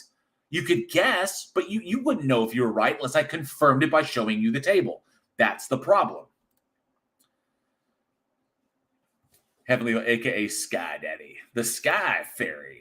Let's see where Darth goes from this. Yeah, so I think that I'm derivative, right? And I think that I exist. So the proposition. Okay, you're not understanding. You wouldn't. No, you wouldn't. Okay, yeah, appealing to Descartes' dictum, cogito ergo sum, isn't going to work because your experience doesn't being derivative. It doesn't justify itself. Well, if we can test it, it does. If we can test it and make predictive models of it, that's how we justify it. That's how we say that we're justified in accepting it as true or accepting it as the best representation of reality. That's the whole point. Cafe says Einstein understood God a la Spinoza, and God's immutability could be analogized to what Einstein called the block universe, where all things are already done and complete outside of time. Yeah, but we're talking about you. We're not talking about Einstein. You don't believe in Spinoza's God, which is essentially naturalistic pantheism. You don't believe in Spinoza's God. So why are you switching? Why are you moving over to Einstein to justify a position that you don't hold? That's my curiosity, because last time we talked, Cafe, over on Spatchcock's channel, you didn't say you were a naturalistic pantheist. So why would you why would you move over to what Einstein thought? Because you don't share that position. And I don't share Einstein's position either. I'm an atheist. So, and I'm a methodological naturalist. So, so now you do adhere to Spinoza's God. You agree with Einstein. Okay, cool. Well, back it up. Where's your evidence? That's the whole point. If you're making a claim, back it up with evidence. That's all we're asking. Otherwise, you can believe it if you want, but you're not justified. And there's no evidence to support it. So it's even worse. Because at least with us, we have some evidence to back it up. It may not be 100% justified. It may be unjustified, but I would rather take 99% justified than 10% justified or even 0% justified. 99% justified is not the same as 0% justified, as much as you want it to be. Okay? So 99% justified, I will take that any day, because at least that's intellectually honest, instead of being 0% justified and claiming it's true. Oh, Boomer, why are you trolling? Don't troll, Boomer. So I'm asking you again, if we have any derivative proposition, how would you be able to justify that it is? Oh, very cool. Thank you, Sean. I appreciate the heads I up. can't justify. Do you have an argument that God exists? Right. Yeah, I have an argument that God exists because he revealed himself. Do you have an argument? Hold on a second. Do you have an argument that you know your mother's middle name? I don't even get why Dar thinks this is analogous. I don't even understand why he thinks it's analogous. So you don't. How do you know what reality is? It's like, what? I think I do. Okay, so I could be a brain in a you vat, believe right? you do. Okay, no. I How could do you be know? a brain in a vat, right?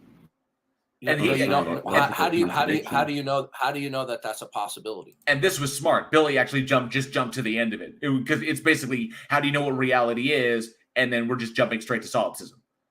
So Billy cut him off at the pass, which was smart. No, it doesn't have to entail a contradiction. Okay, the issue is not a logical possibility. We're talking about metaphysical possibility. Why? Okay, so obviously, why? You cannot derive anything from a metaphysical proposition. You can't test it. It doesn't explain anything about reality. It has no mechanistic explanation. Why would you rely upon that? This is why I have a problem with philosophers. That PhDs in philosophy are literally, I've listened to so many, they have just become repositories of philosophical information. That's it. Like each one of them, if a person has a PhD in philosophy, they are legit just the collection of philosophical knowledge. They could walk you from the pre-Socratic method, from the pre-Socratics all the way to postmodernism. They can walk you through the whole history of it, and everybody's arguments are like that. What advancements do they make? What advancements do they make in our understanding of reality? What predictions have they been able to make? What models do they have? Nothing. It's literally a collection of unfalsifiable hypotheses based upon either the poor reasoning or bad logic of the previous, school of thought. It's ridiculous. Metaphysical possibility is like, if it's possible, that means it's real. Metaphysics is not real. Metaphysics is an abstract, which means it is imaginary. Yes, thank you, Maximal. Metaphysical possibility is a gobbledygook. Exactly what Darth likes to say. Obviously, you conflated logical possibility with metaphysical possibility. So when you say that you could be you could be a brain in a vat, are you saying that from an open? Listen to me. Don't overtalk me. When you say you could be a brain in a vat, okay. Therefore, you now destroy everything you say to me. Why? Okay. This is the same thing. Listen to me carefully. Did you just say you could be a brain in a vat? It's possible. Mm-hmm. Can't refute it. Okay. It's game over, lights out. No, it's not. You have just bit down on the philosophical cyanide capsule, and here's why. No, okay? This is just a slightly altered. It's only that if God exists. It's only that if God exists, and you cannot demonstrate that God exists, you have no evidence for it, you have no logical you don't even have a valid argument that can lead to it. There is no reason to conclude that. It's not, because it's possible. We could all be brains in vats. We could all be a unicorn's dream. We can't know that for certain. We can't know that not for certain. So it's pointless. You are presupposing. He's using a bad argument. He's using invalid logic to get to this claim that you committed philosophical suicide because you can't do this, because it's absolutely ridiculous. But I mean, this is Darth. What are we talking about? Of the Cartesian demon. Do you realize that? Mm-hmm. The Cartesian demon is amazing, and I love the Cartesian demon, and that's what led me. I had to. And I absolutely adore. I adore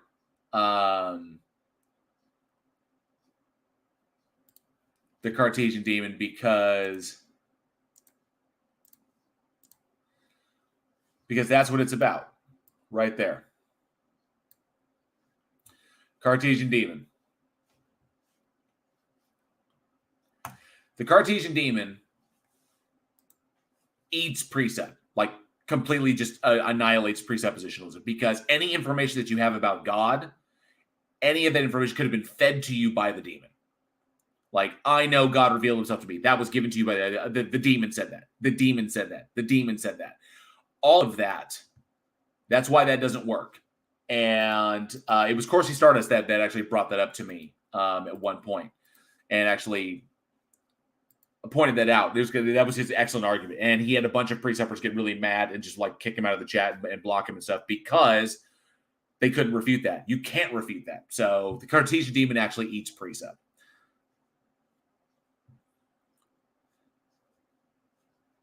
No, metaphysics does not deal with that. Oh, hang on a sec.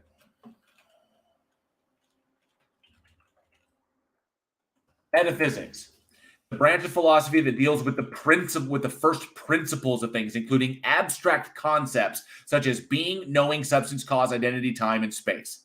Okay? These are abstract concepts. All right? Not what it's like first principles, but not ultimate. But that just because something is the first principle of a thing does not necessarily mean that it is the ultimate thing in the universe. Okay, so it basically, metaphysics is asking questions about shit we can't possibly know yet, and that is why metaphysics has been weaponized against the philosophy of science. Okay, that it has been weaponized against it, and that's all it is.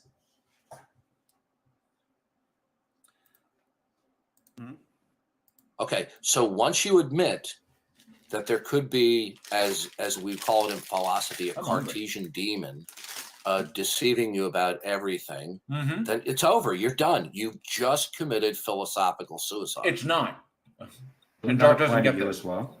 That claim is based on a bad argument. That we could be in a brain in a vat. Listen very carefully. Listen carefully. I'm coming from a closed system. You're coming from an open system. No, technically, we're all in a closed system because the universe is a closed system. Do you have an argument that God isn't lying to you? It's all a closed system. Do I have an argument? Well, let's talk about unless you acknowledge, okay, that you're in a world. Okay, you know what? You can fuck off. Yeah, there we go. Because number one, you're lying to me. I have talked with you before. Oh. You're a little weasel troll that I've talked to before. You weren't honest to me about your previous screen name. And when I started speaking to you again, you started interrupting me and repeating the same shtick all over again. Oops. Okay. I'm just writing the argument down. Okay. All right. Yeah. Okay. Yeah. You're done. Okay. You're done. Do you have? Yeah. You're done. And he muted him. So the guy goes, well, do you have an argument? Well, why would arguments be meaningful at all if we could be in a brain in a vat? So the guy's just fucked himself. No, he didn't. Okay, this is what we call sophistry. Okay. Darth's lack of awareness. He wasn't being honest. This is a troll that I've talked to before. Okay. So the guy's asking for valid arguments, but he could be in a Right. brain in a vat. Every premise that he believes to be true, or that he would invoke Thank you, any kind Sean. of premises in an argument, could simply be illusory because he's a brain in a vat. There it is. Okay. He can't answer the question now. It's time to I mean, accuse the him guy misdirect. just screwed himself. No, Darth. But he doesn't no, care. Darth. I just presented him with the fact that what he just admitted totally destroys anything he says hereafter. It also destroyed what you said, Darth.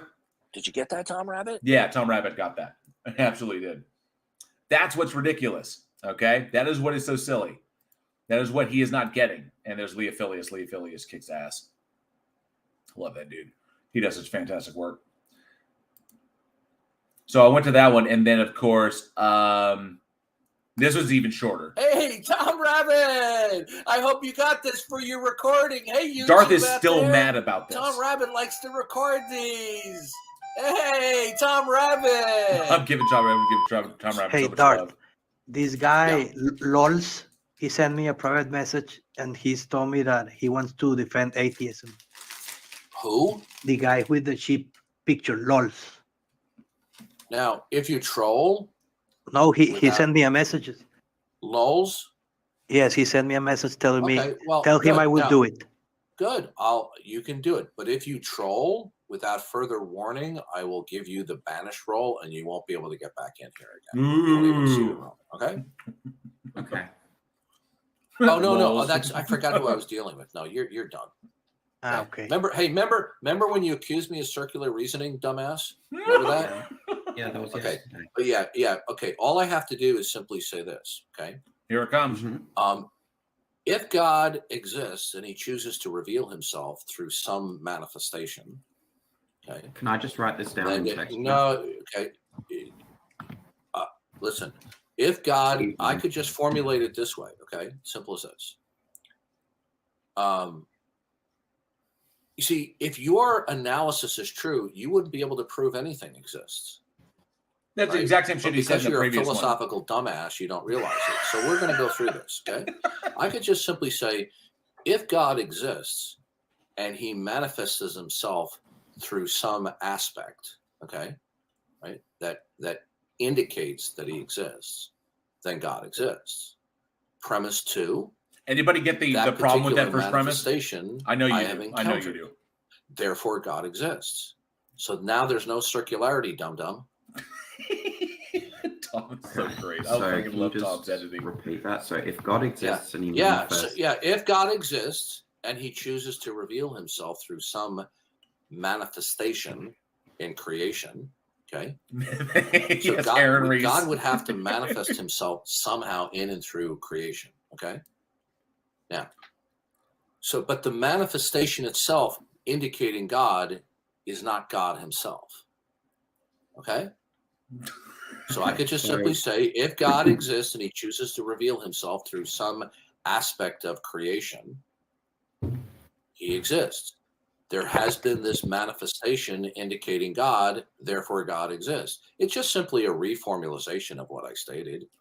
Now, if you said my original formulation is circular reasoning, then you couldn't prove anything. So, for example, what if I said to you, Good point, sir. And good what to if see you, we sir. agreed that Member of the Godless Army. Thank you so let's much. say a everybody. rare, Yes. let's say Bigfoot actually exists. Okay? Oh, now we're going to disanalogous. Now he's getting into disanalogy. Is Bigfoot in the same category as God? No. Bigfoot, by no means. It's not analogous. Bigfoot is just supposedly a humanoid primate that has been undiscovered. It's a cryptid. Unless God is a cryptid, I don't know, but NA, good to see you, another member of the Godless Army. Thank you so much. Yes, it is mental gymnastics, and I don't know why. This is what's weird. Why go to disanalogous terms? Like, because God is so special. God is in such a special category that you can't analogize. You technically can't analogize it with anything. Like when creationists like Otangelo or Eric Jewell say that abiogenesis is like a tornado hitting a junkyard and creating a fully working plane. Well, it doesn't matter. It's disanalogous because the two things are not the same. Making a mechanistic object, making like an airplane is not the same as life forming. 2, we only have one sample of life forming. We've built many, many jets, and we know how many parts go into it. The two are not analogous because it's just like saying a watch is not analogous to universe building. It's the watchmaker fallacy. So you can't compare the two, which is weird. So I don't know. I mean, it was weird him going into this whole Bigfoot thing. Anamorphic Mind, good to see you, Anamorphic. Thanks so much for being here. But this is kind of weird. But you can see that Darth is still really agged about this. If Bigfoot exists, and he appears before somebody and somebody sees him, I should say, were Bigfoot to exist and he were to encounter another human being who observes him, then he would exist, right? Do you object to that premise, the first premise?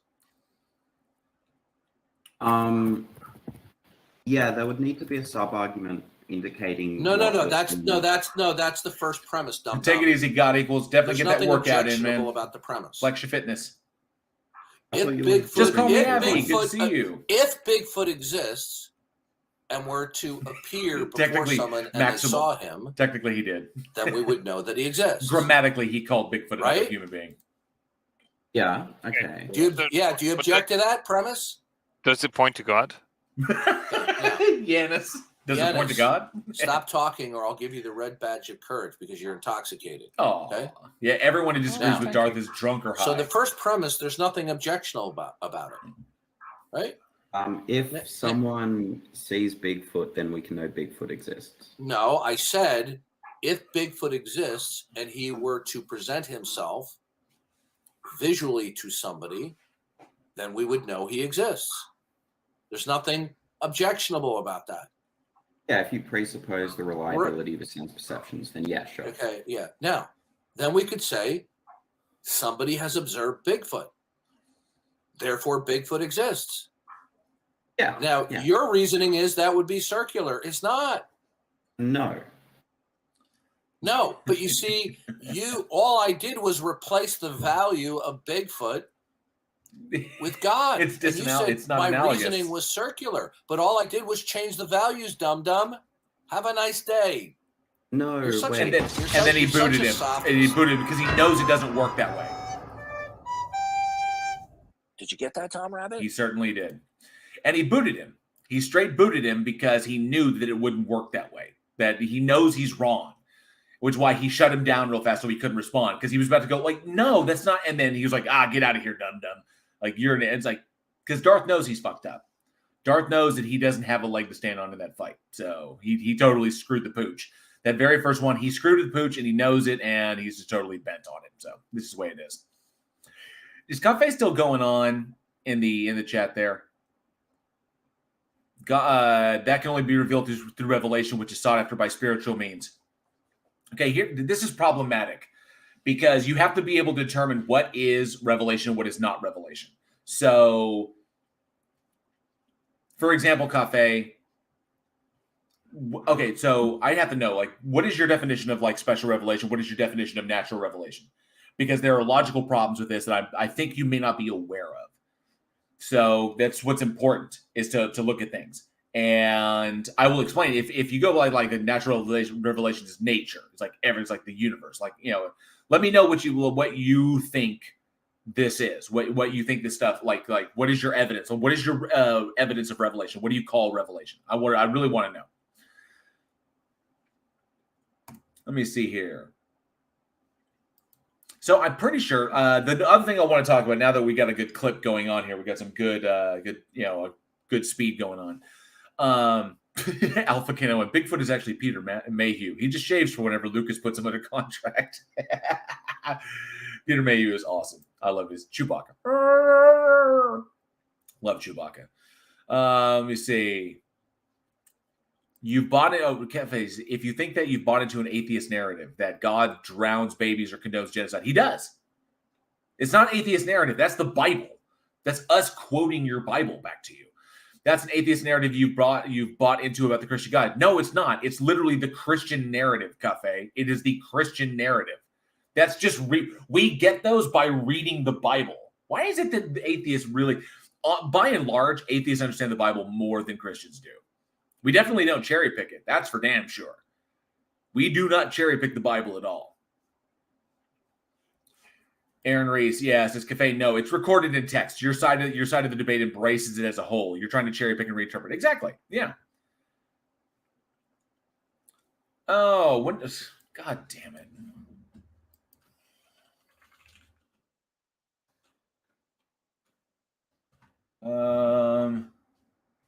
Oh yeah, 2019.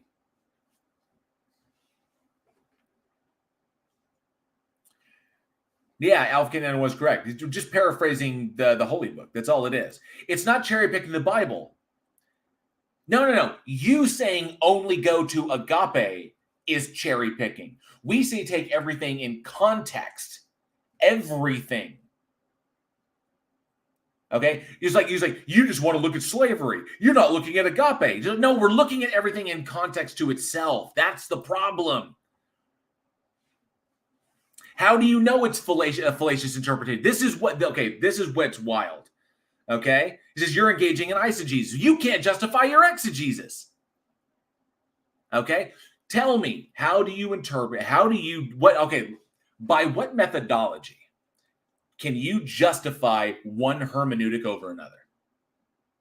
I want to know, by what methodology can you justify one hermeneutic over another? Like, I ask this question of Mr. Batman all the time, and he always runs away. Every time I ask him. Okay, so Coffee says, the methodology I use is Lectio Divina. That is not a methodology. It's not. That is your interpretation. The Lectio Divina is an interpretation. Okay, that is not a methodology, because a part of that methodology would be able to determine how you're interpreting it is the correct way, because and how the other ones are false. That is a methodology to determine how you got to the truth of a thing. And he says it is contemplative prayer practiced alongside exegetal examination of the text. How do you know? Okay, you say prayer. Prayer is a part of your methodology. How do you know your prayers are being answered by a God? Now you see what the problem with that is. Right?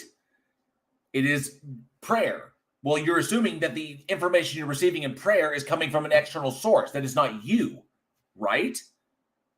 There you go. Commander Darklight's in the house. Good to see you, Commander Darklight, another member of the Godless Army. Thank you so much. Just call me. It is how the text is read. Yes, that's exactly what Mr. Babbitt says. I don't read. How does it go like that? What is truth and how do you know it, sir? But he basically says, I don't interpret the Bible, I read it, is what Mr. Batman says. That's it's beyond dumb. But yes, Mr. Malort. Mr. Malort, all the way from Chicago. Good to see you, sir. And yes, I have seen The Deep House. It was actually quite good. Scuba diving in the second house, very, very creepy. That was a creepy movie. I enjoyed it. Sean Alexander says, here's my response to biblical interpretation. When Christians can come to agreement and eliminate the thousands of denominations, come back and talk to the rest of us. Cafe says, so the methodology involves spiritual practice to induce theoria, and theoria gives you the insight to determine true spiritual knowledge from false. The problem is you don't know that you've achieved theoria. You are assuming that you have, because you are having a particular experience, but you don't know if that experience is induced by an external source or induced by yourself. Just because you can achieve a euphoric state by means of meditation doesn't mean that you are in theoria. It doesn't mean you've achieved that. It just means that the state you're interpreting is that, but you still can't determine if the information you're getting is coming from you or from an outside source, or from an external source.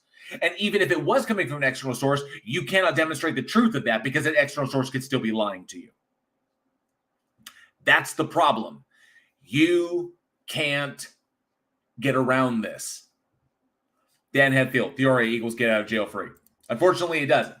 He wishes it did, but it doesn't. Theoria, or the state of mystical experience, has been extensively studied. It's found to be woo. It's woo. It's literal woo. You can make no predictions with it. There are no models of it. It is all personal anecdotes. It is all a personal experience. And guess what, bud? The plural of anecdote is not data.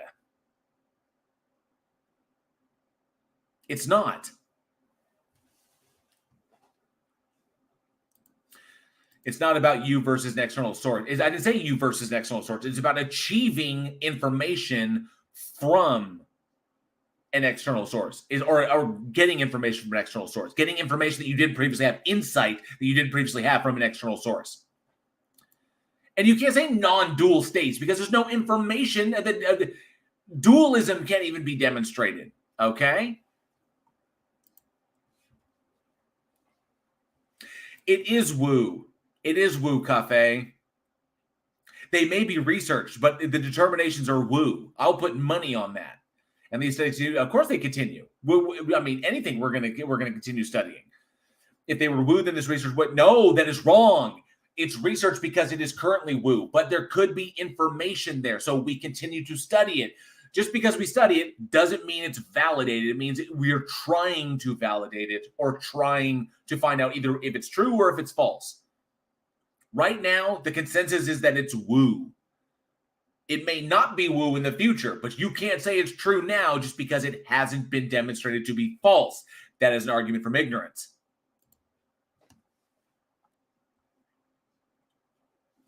Exactly. Surf is right. Surf is exactly right. Crystals do nothing, and they're still researched. You look into the research on mystical experiences led by Dr. Roland Griffiths. Let's do a little Google foo. Dr. Roland Griffiths. He is an American psychopharmacologist. He's professor of neuroscience, psychiatry, and behavioral science, director of the Center for Psychedelic and Consciousness Research at Johns Hopkins. Griffiths is credited with helping to revive interest in clinical research with psychedelic drugs in the late 2000s as potential treatment for addiction, depression, and anxiety. I see nothing in there about woo. He's literally advancing the work of Timothy Leary. There's nothing woo in that. There's no mystical experiences. He is deliberately working with psychedelic drugs. He knows the effects of those psychedelic drugs.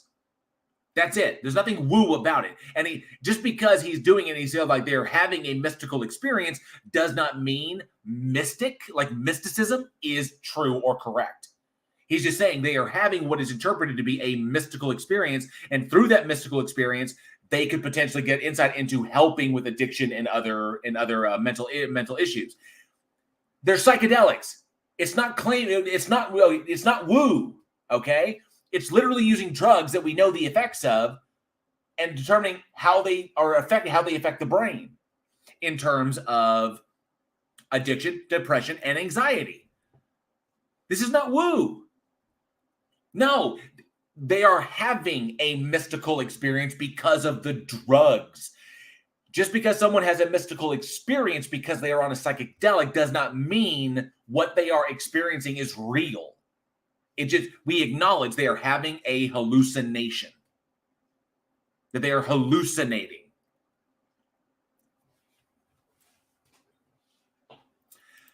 Cafe, that statement does not mean that what they are experiencing is true or comports with reality. It just means that that's what they are experiencing because of their altered brain state. That's it.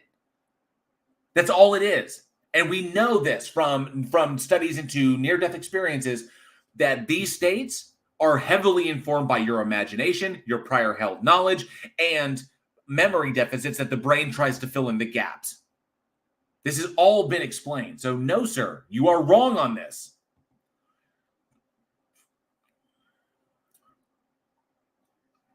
More real than everyday waking. It's because every day that you're awake, more real than your average day, you are not loaded on psychotropics.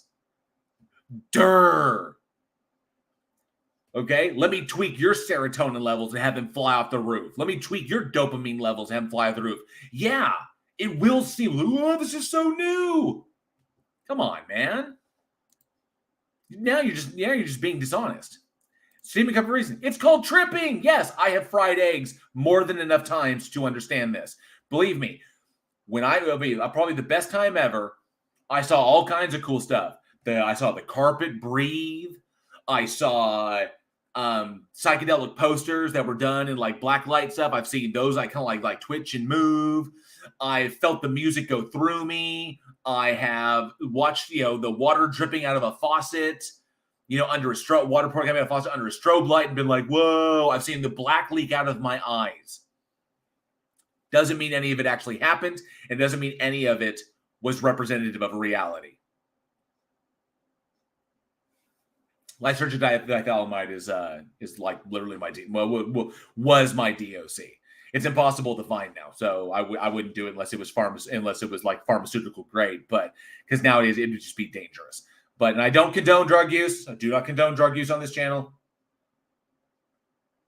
Well, illicit drug use, I do not condone it. I'm not saying go out there and do it, but I got no problem with people who do it. I myself have done it, so.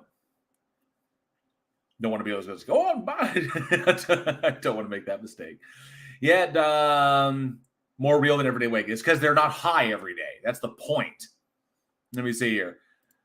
Anthony George said, I saw a galaxy in my hand. Well, yeah. Let's see. NANA. I love drugs. Yeah. Oh, yeah. Have you ever read the scriptures? God does everything. The trials of Job were inflicted by God based on a bet he had with Satan. Which doesn't even make sense because Satan knows that God knows everything and Satan knows that God will win. So why would he do it? It's just it's just dumb. It's just bad logic. Mr. And the conclusion that can be drawn from this research is that an altered brain state leads to an interpretation of a different experience. Thank you, Mr. E-Man. Well stated. It does not mean that like mystical things exist. It doesn't mean that. When you take something like these filters are removed and you're actually experiencing a higher. No, that is not true. No, you are assuming that. No. You are assuming that you are assuming the existence of like a higher bandwidth. What the hell does that even mean? You are assuming that there exists something other than reality to experience.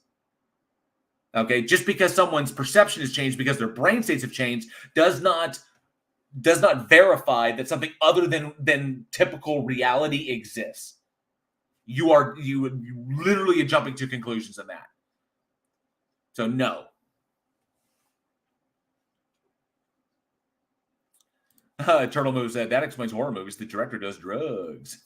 And George says, higher bandwidth of reality. Whoa, woo. It's woo. It's total woo. It's absolute woo. Mystical experience isn't something that defies the laws of physics. It's a natural phenomenon in consciousness, and it's the content of the experience which is metaphysical or transcendent. These are personal experiences. They do not reflect reality. It's a personal experience because of an altered brain state. It does not mean that what they're experiencing is real. Okay? It doesn't. Glober Mom says, my point is we experience things that we think are real and feel real, but they are not. Hence the examples of dreams.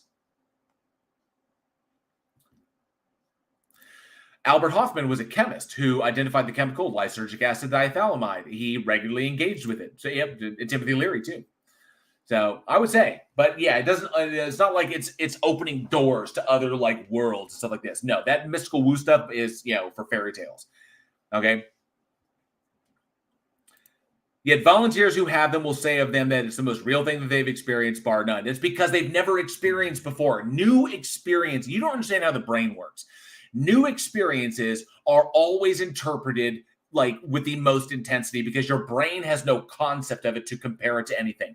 The very first time you ride a roller coaster will be embedded in your mind, especially if it's a particularly scary one, because you've never ridden a roller coaster before or experienced things like the sudden drop off the first hill or the speeds at which you can travel.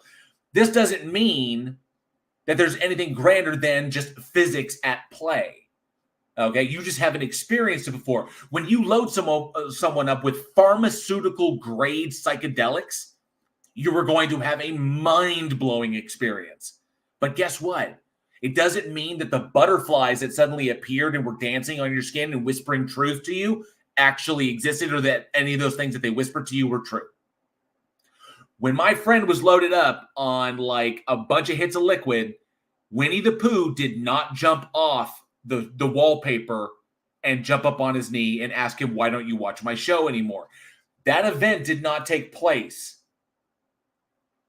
I promise you that's a legitimate story. That story is legit. That It turned into a bad experience for my friend, but that happened, which is what's wild. Oh, the stories that I could convey. I don't even know if they're safe for YouTube. Like some of the stories that I have, you know. And Aaron Reese is correct. You're reiterating, not you're reiterating and misinterpreting. That's it. Nimrod's right. You never forget your first time. This is true. So yeah, Cafe, you're drawing conclusions that are inappropriate from the data, is the point. So that's my entire inspiration for finding interest in this phenomena. It's because I've had it. So have I. Do you know you can experience this stuff in the God helmet? Does that mean that God exists? Because we can induce because we can zap your brain and induce different brain states by stimulating your brain in different ways. And no, it doesn't unlock shit. It just means your brain. It basically means that you're monkeying with the computer that runs your body. That's it. You're monkeying with the operating system. When you monkey with the operating system, you get weird stuff. Sometimes you even get blue screens, permanent blue screens. But you can monkey with it in different ways and make it do different stuff. Like you can even monkey with it so that you overclock it. Yeah, you can overclock your operating system. And you do that. I mean, there are ancient tribes used to do that by drilling holes in their skulls to allow in more oxygen diffusion. So that's essentially overclocking your system, but obviously drilling holes in your skull, really not great. So yeah, come on, dude. Yeah, Surf is correct. Surf is absolutely 100% correct. You are that Cafe is taking something that is not spiritual and saying that it is. Loading someone up on psychotropics is not a spiritual thing. That's loading them up with drugs that alter their brain chemistry. That's it. And then here's what's interesting. And then the brain chemistry is messed up. They have a weird altered experience of reality, and then their brain chemistry returns to normal, and then and then everything goes back normal. But when they go back on psychotropics and get it again, the experience is not as intense as it was the first time, and it's always different. You cannot.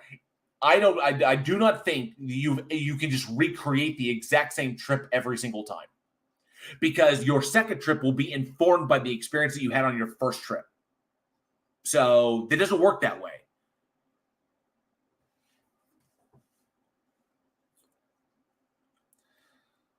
Sorry, bud. I mean, Cafe, altered brain states or altered brain chemistry does not demonstrate like woo. It does not mean woo exists at all. It doesn't. Spirituality, you cannot say that. Spirituality does exist. It involves these mystical states of consciousness. They're not mystical states of consciousness. They're altered states of consciousness due to altered brain chemistry. That's it. It doesn't mean anything mystical exists. This is woo. You are literally believing woo. This is woo. It's woo. This is all woo. And Cafe, everything that you're saying is woo. And we've already demonstrated how. Just call me Avi. You know, this reminds me of the time when you tried to drill a hole in your head. That would have worked if you hadn't stopped me. To allow in more oxygen to increase cognitive ability. That's right, Bob Nodell. It explains why he's not bringing facts to the table. Because as Otangelo liked to say, I don't think it's necessary to bring facts to the table. Because Otangelo doesn't like facts. What's the point with that? Triggered Limey is in the house. Good to see you. Did somebody say woo? Very true. So this other thing that I wanted, man, we've been going for 2 hours so far. That's amazing. And I see, Irish Demon. Irish Demon just got done. He just wrapped up. Very cool. Let me see. All right. Actually, let me put that phone back on the charger because that's going to die. And yes, Dan Hetfield, holes are sometimes used in cases of brain swelling to reduce pressure after TBI. This is very true. Yes, when the brain brain herniates or hemorrhages, or the brain swelling. I can't remember the medical term for it. There's a medical term for swelling. So I think it starts with an I. But nonetheless, but yeah, it's true. Or removing sections of the brain, and then sometimes they'll remove a section, or they'll move a section of the skull. They'll like cut out like a small section, and then put that section somewhere else in the body to keep it alive, to keep it viable, so they can then take it and re-put it back in, and then plate it back into the skull. Yep. So one other thing I wanted to come up, as you saw in the thumbnail, is we had a fun time looking at Reddit the other day. We got some good laughs at Reddit. So I know that a whole bunch of people here, I know a whole bunch of individuals here that used to be, hang on a sec. Inflammation or encephalitis. Cerebral encephalitis, irritation and swelling of the brain, most often due to infections. Inflammation, or edema or a cerebral edema. The most basic definition is swelling of the brain, and edema is usually cause of, depending upon the etiology, is usually either vasogenic, cellular, osmotic, and I think and there are some interstitial causes, but yeah, so edema, swelling in the brain, cerebral edema. Gonna go for it's in the house. Good to see you. Gonna go for it. What are you gonna go for? All right, vibrating muscle machines on your skull will make you feel weird. Don't ask. Just call me Abby. That's amazing. That's awesome. All right. You also lose the ability to control your bladder. Thank you, Titan Uranus. Yes, brain swelling is cerebral edema. And edema is usually associated with I think fluid buildup, but that's if it's like vascular. I think if it's or vasogenic or osmotic. I've got so many different terms. I'm not a medical doctor, so I'm just kind of like tapping various knowledge out there. But here we go. So we had some fun on Reddit last time when I went to Reddit, and I asked about the dumbest thing a religious person has told you, and just the dumb shit. That's what we talked about last time. But I came across something else. I came across something new. Oh, apparently going to go for it. I missed your question earlier. What was your question? Going to go for it. That's the problem with this. Because with StreamYard, I don't see my name highlighted so that I can be like, there's me. So I have to like scroll and like actually look for your name if I miss it, because sometimes the chat will jump and. Oh, there it is. I saw your second debate with Eric. What a train wreck. Are you going to review it? Oh, I guess I could review it. I mean, I know that debate kind of annoyed a lot of people. There's some things I could say about that. You know what? There is a couple things to say about that. Before we jump into this, give me 2 seconds. I will be right back. Give me just a couple of moments. I have to run to the restroom real quick. Luckily, the bathroom's right there. And I'm going to grab another drink because I'm out. So I'm going to grab like a Diet Coke. But give me 2 seconds. I'll be right back. And then we're going to dive into something new. 2 seconds, Turkish.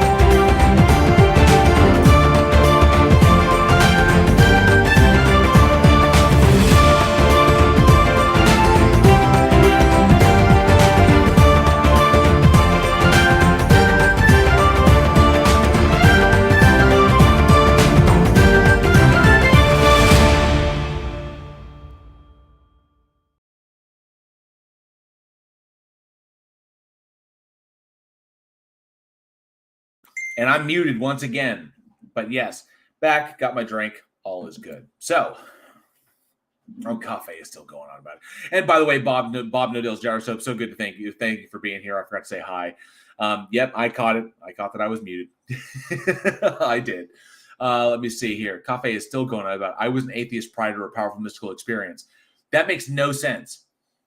Because you have to confirm that your mystical experience is representative of a different reality before you could say that that was evidence to convince you that a God exists.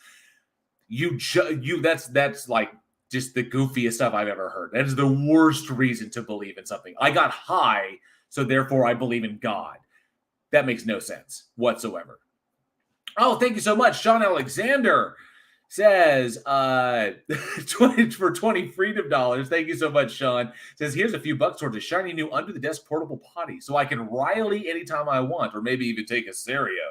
So I appreciate it, Sean. Thank you so much for the super chat. That was awesome. Yeah. Cafe, this time you're like defending something. It's just goofy. Steaming Cup of Reason says, I love that music. What is it? That music is available via Epidemic Sound. If you have a subscription to Epidemic Sound, it is called Barefoot Adventure. And I love it. I came across that, was like, that is my intro music. And as long as you can download it, and if you pay for a subscription or you get like a trial, and then you download it during that trial, and then you use it and you use that, you can use it so long as your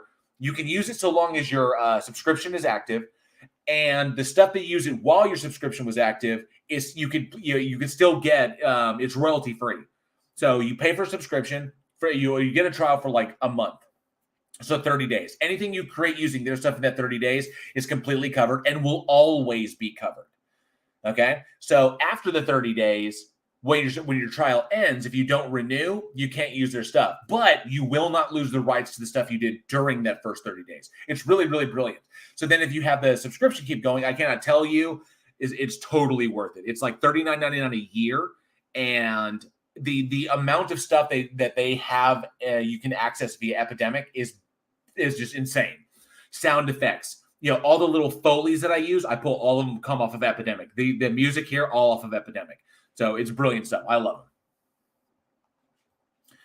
it. All right. So, so Aaron says, just because you're high didn't mean the validity of your experience. It does. Yeah. Just because. Oh, put the title in the chat.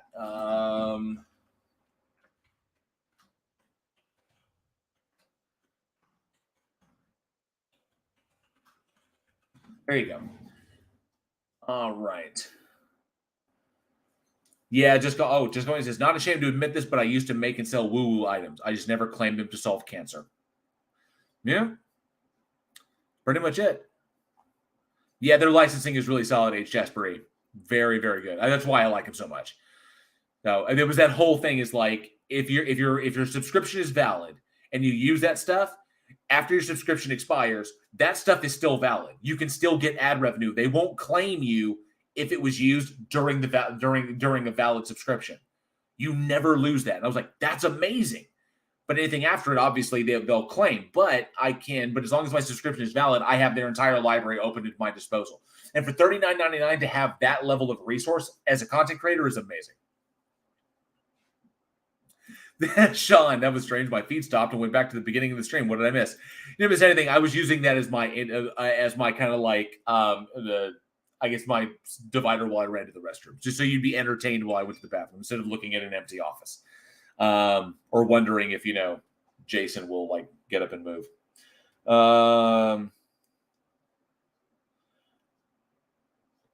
So behind the screens last night. Oh, Irish team just uploaded a members only thing. It triggered Limey says, I got to go to bed. 2 days of drinking with STST. Speak truth, seek truth. Seek truth, speak truth. Yeah. Have a great stream, and I hope everyone has a great night. You too, Triggered Limey. Hope you have the best. Definitely. Have a good one. Get some rest. So, let's see. So what was I going to jump to? Yes. So the last time we looked at Reddit, we looked at what's the dumbest thing a religious person has told you. And that was funny. But now we're going to look at From Beyond. It is true. Just call me Abby. Yeah, From Beyond.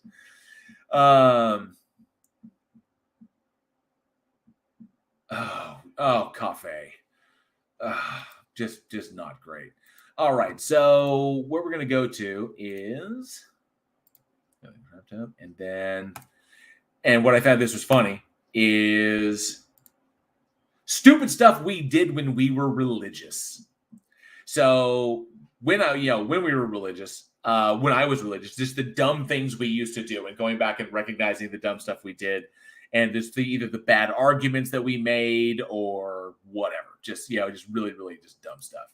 So taking a look at this, let's have some fun. Hopefully a laugh too. Now that we are wiser, let's share some of the stupid stuff we did when we were religious. Be creative. Don't just say, I used to read, insert holy book name, or I used to go to church. I'll start. This person says, I used to tell people that they should believe in God because of Pascal's wager. That's pretty bad, yeah. Because they just didn't understand it. I used to think C.S. Lewis had all the answers about Christianity. And I used to have a Deepak Chopra quote on a poster pasted on my room wall. Ouch. That's right. Deepak Chopra. That's some next level cringe. That's some cringe. Oh dear. I know he means well. I know, but the dude is banking off of people's desperation to believe in stuff. They need something to hold on to. So what was it? Captain Welsh, is he taking off? Gotta go myself. See y'all later down the line. See you later down the line, Captain Welsh. Thank you so much. I appreciate. Yes, thank you, Alpha K91. Because you know why? Alpha K91 says this chat has annihilated your cred. Absolutely. You know why? Because the people in this live chat, all of y'all are fucking amazing. You all are absolutely incredible, and I love hanging around y'all. The y'all as a resource has been invaluable to me in the work that I do. And I love hearing the input that y'all have into these types of conversations. Y'all have helped me to realize things, or maybe to articulate things better. And y'all have improved me as a result of these. And I couldn't possibly thank you enough for it. So yeah, Alpha Kennedy 1's right. Hallucinations aren't facts. Hallucinations are not facts. And Surf is also correct. Science disagrees with your biased conclusions. You want it to be true, so therefore it's true. It's an appeal to emotion, dude. Because it's scary that there's no God, and because if there's no God, that means that your life is your own, and you're responsible for both your actions and your inactions. The things that you choose to do and the things you objectively choose not to do are all your responsibility. The people that you didn't help, the people that you passed by, the opportunities you missed, in which you could have made the world a better place because it was in God's hands, or it's in something else's hands, or that's the plan, or that's the way the world works, or that's the way the cookie crumbles, or whatever. But no, dude, that's a difficult pill to swallow for a lot of people. And I get it can send you running, screaming back into God's hands. But guess what, Chief? Those hands don't exist. Back to the funny. No name, no last name says, go days in a row without masturbating until I couldn't take it anymore, followed by feeling guilty. Man, how stupid that was. Yeah, that stuff. No, Cafe. Experiences are a tried and true phenomenon. That's a fact. Experiences, yes, people can have experiences. You are calling them mystical experiences because they are not typical experience. A mystical experience would be an atypical experience. It's not typical. It's atypical. Just because it's atypical does not mean that it is representative of anything other than anything beyond reality. Okay? That's it. The William Lane Craig Award. God is real because I say so, pretty much. Mr. E-Man says, thank you for your acknowledgement. I try to contribute in a positive manner. Hell, yes, you do. As I hope that I can continue to contribute in the future. I know that you will. I know that you will. You guys are amazing. Okay, Kafe's not getting it. At this point, he's either trolling or he's just being willfully ignorant to hold on to his position. So, Mr. Malort, Mr. Malort, let me say, I took acid and played Black Sabbath in '78 and saw God. Ozzy is God. Well, it's either Ozzy or Lemmy. It's one of the two.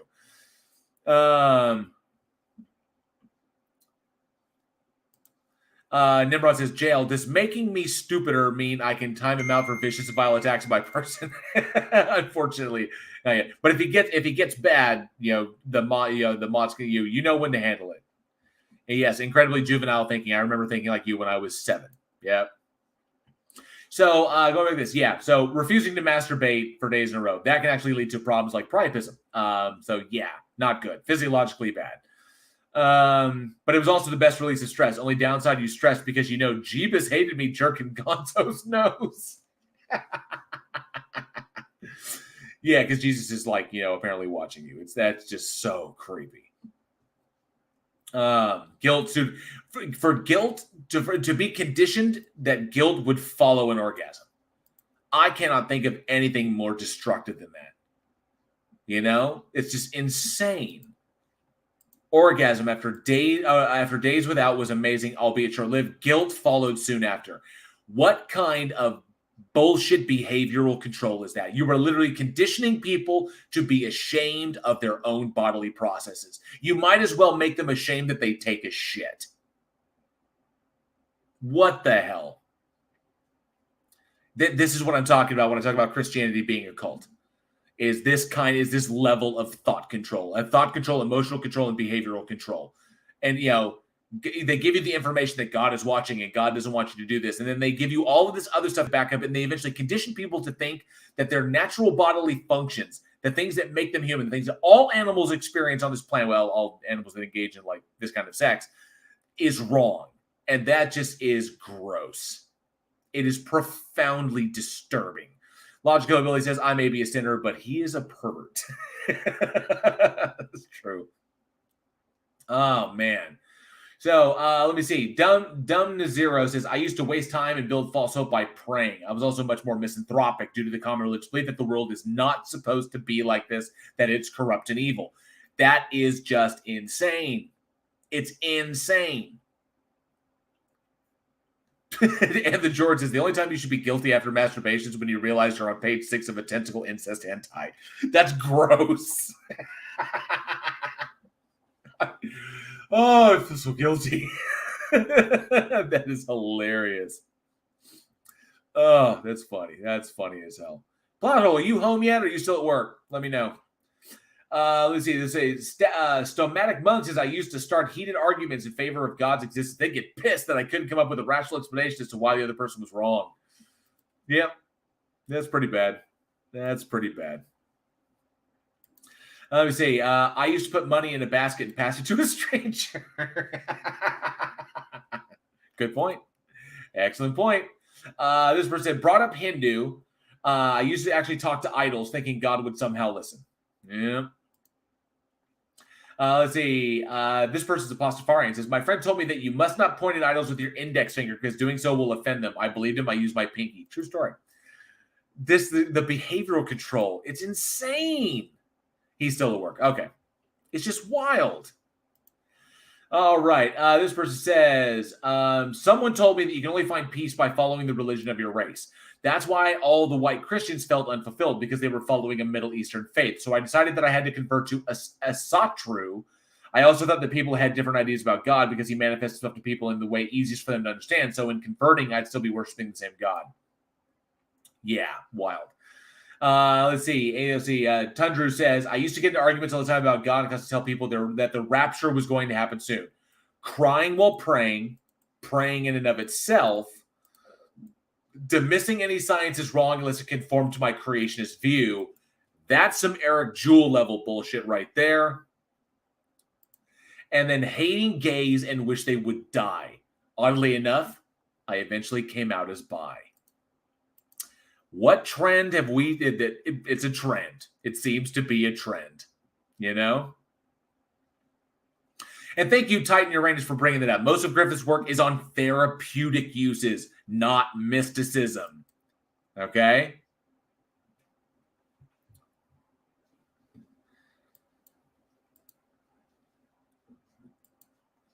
All right, let me see. Let's just clarification on that.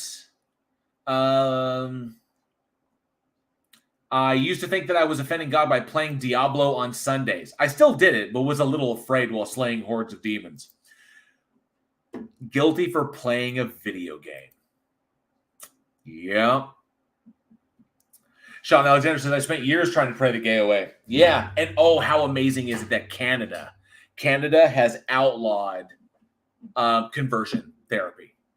Way to go, Canada. Way to go. That's amazing.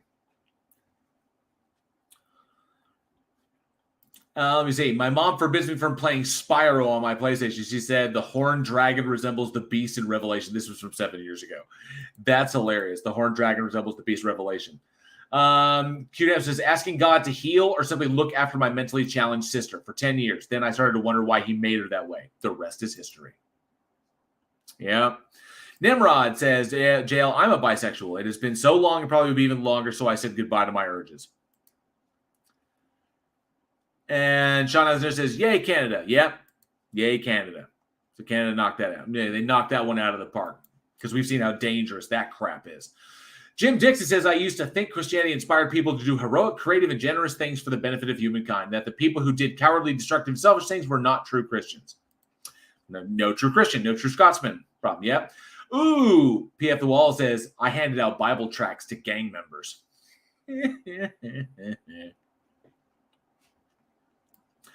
That's hilarious.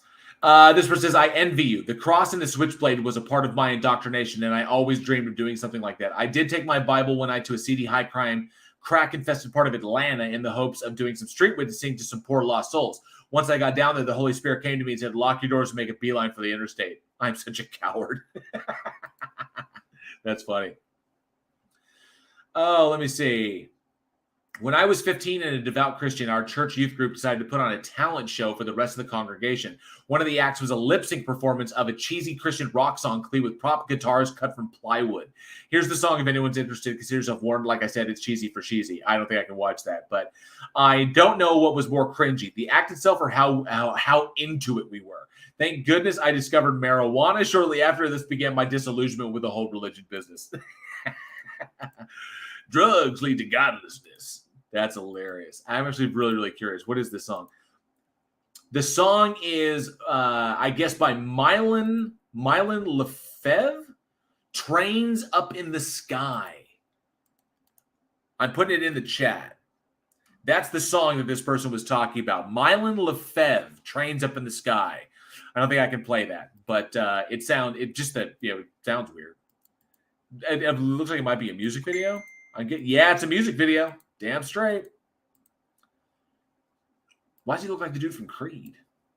Anyway, let me see. As long as he delete this one was it says pray. Didn't eat meat on Fridays. Didn't do any work on Sundays because it was holy. There are others, but they're not coming to mind. I get that.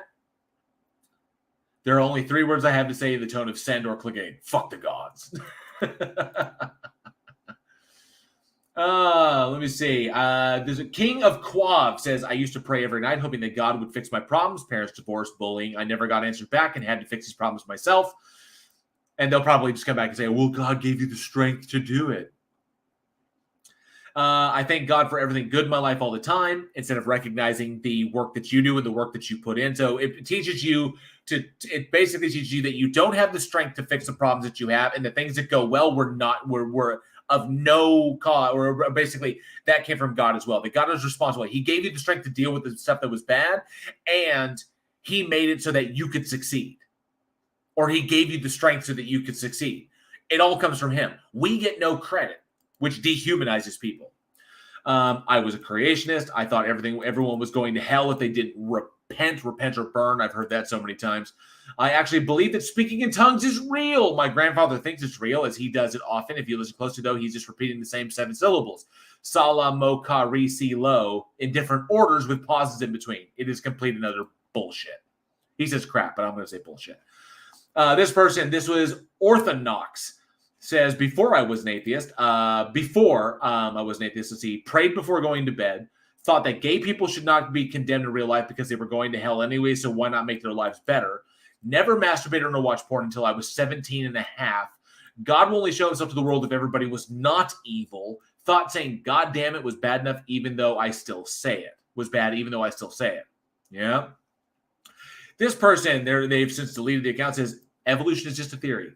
Yep, I was that guy. Yep.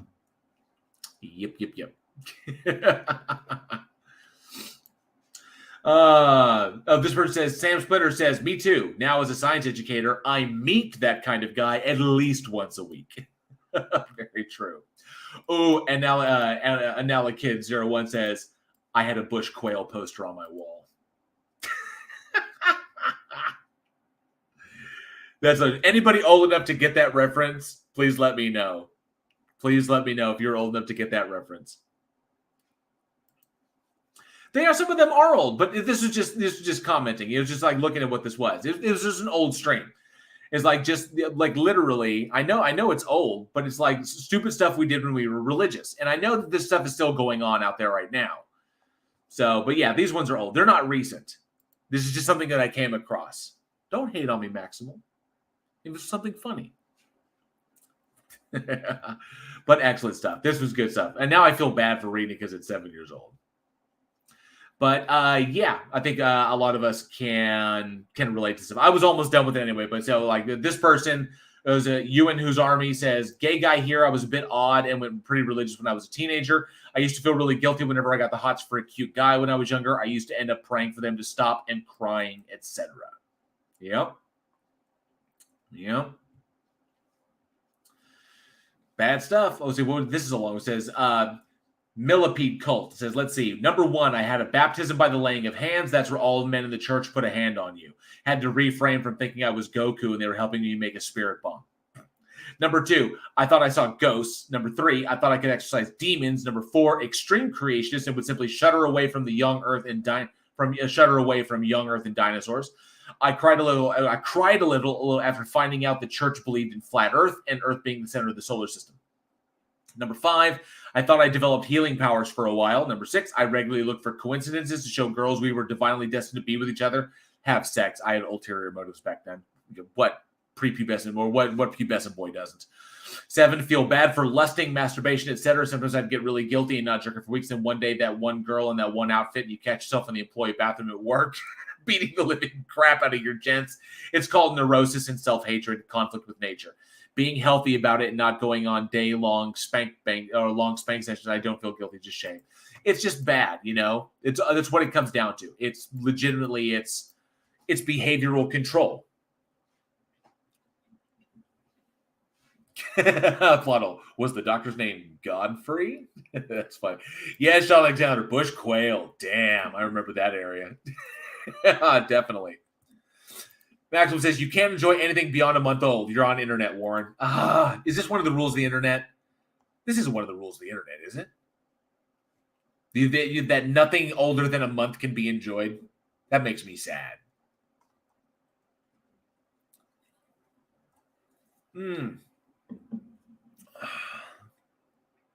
Just say she came on a Honda really fast. It sounds like speaking things. She came on a Honda. She came on a Honda. She came on a Honda. She came on a Honda. She came on a Honda. She came on a Honda. She came on a Honda. She came on a Honda. On a Honda. She came on a Honda. Yeah, I can see that. I get that. There's me speaking in tongues. She came on a Honda. She came on a Honda. Oh, that's creepy. It's kind of creepy how well that works. Dr. Amos says, professionals require qualifications at Cafe. Defining these experiences in the way that you want to define them does not make them what you want them to be. Yes. Denial of reality. That's what it's about. Apparently they're doing the divine prayer in Discord right now. That's a thing that happens. I kid you not. Man, well, that was pretty much the stuff I wanted to talk about. Oh, yeah. Surf says, I thought you were auctioning something off. No, not auctioning anything off. So I guess go to the last thing that was coming up. Plot hole. Well, I see that you're still at work and you're not off for like another hour. I think you are. I'm not sure where you're at, Plot hole. If you're at home yet, I didn't know if you were off at 6 or off at 7, or if you're driving home right now. I don't know, but going about it. So let me kind of tap the live chat's thoughts. Given the work that I do, given the content that I create, addressing bad argumentations, addressing, woo believers and silly stuff, basically irrational beliefs leading to irrational behavior.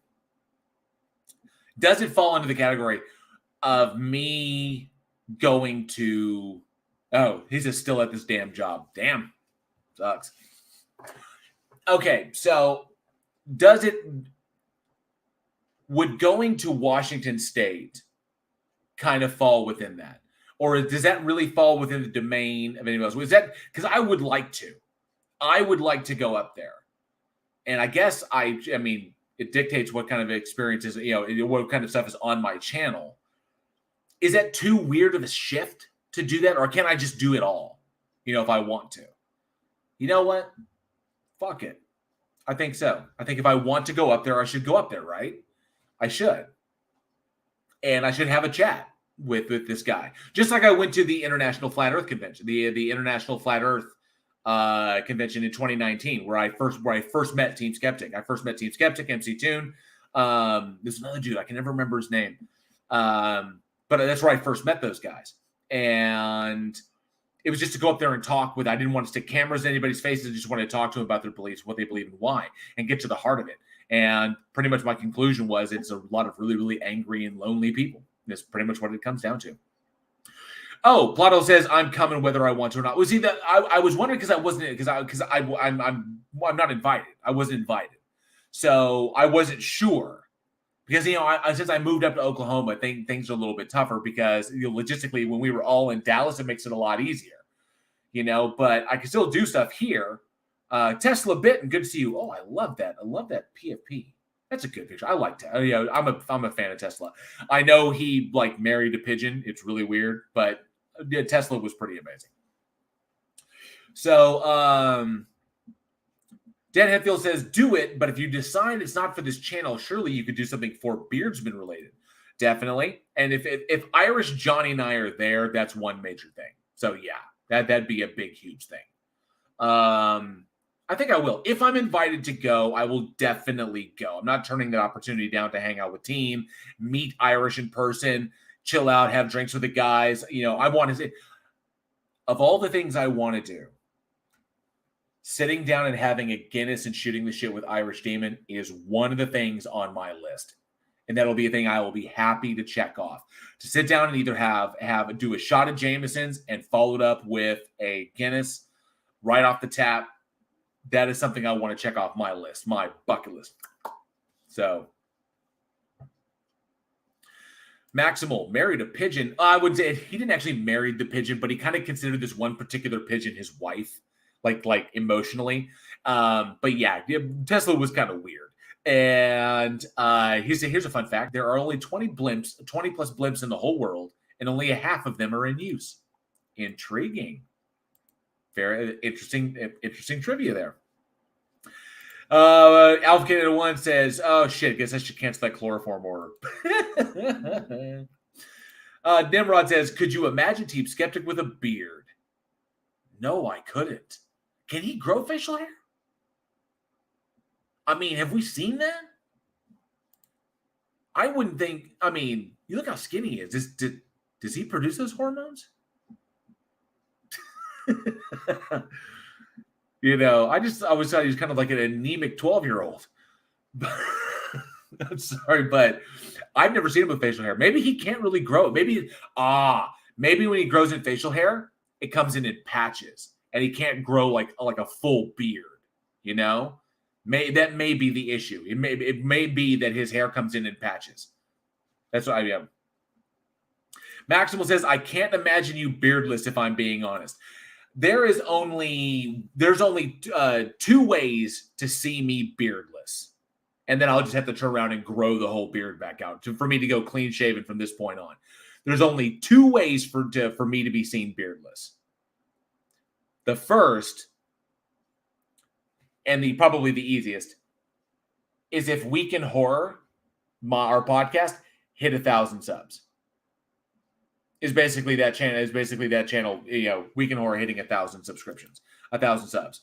Then you would see me beardless. Or, should I even say that?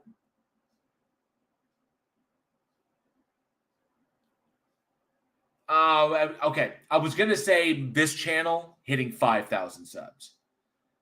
That's kind of like the mental thing. If people wanted to see, yes, Bob Nodell's Irish Demon is, having that experience with Irish Demon is on my bucket list. It kind of is. It's something I want to do before I die. Mr. E-Man says, my understanding is that it takes team 2 weeks to have a 5 o'clock shadow. That's funny. Oh, yeah. Just call me Abby. Should I say that? Looks to God. Should I say that? Oh, and it says, okay, on my way to making sock accounts. I appreciate that. But yeah, I really don't plan on shaving this off. Like, if there was, like, I would say, but the problem is it's about time limits. And I don't want to demand that people go and and Alf Canada says, no, don't you touch that fucking beard. Nimrod says we should buy a skeptic a fake beard so that he feels included. Plotto, should we get him like a merkin that he can wear on his face?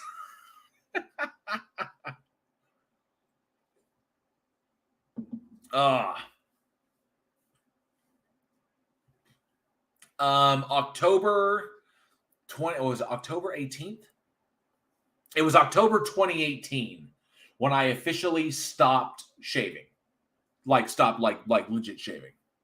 So is legit. It was when I legit stopped shaving, and I've gotten it to this length.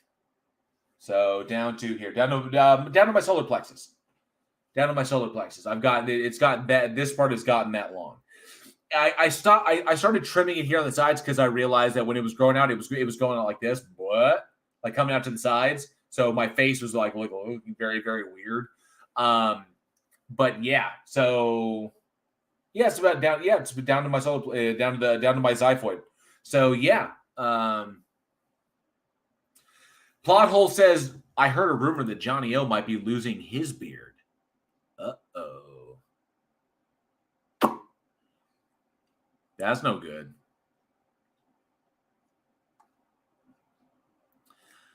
I'm very curious about this. So, but yeah, I definitely want to go up there. I think it would be a lot of fun. I think that we'll have an absolute blast.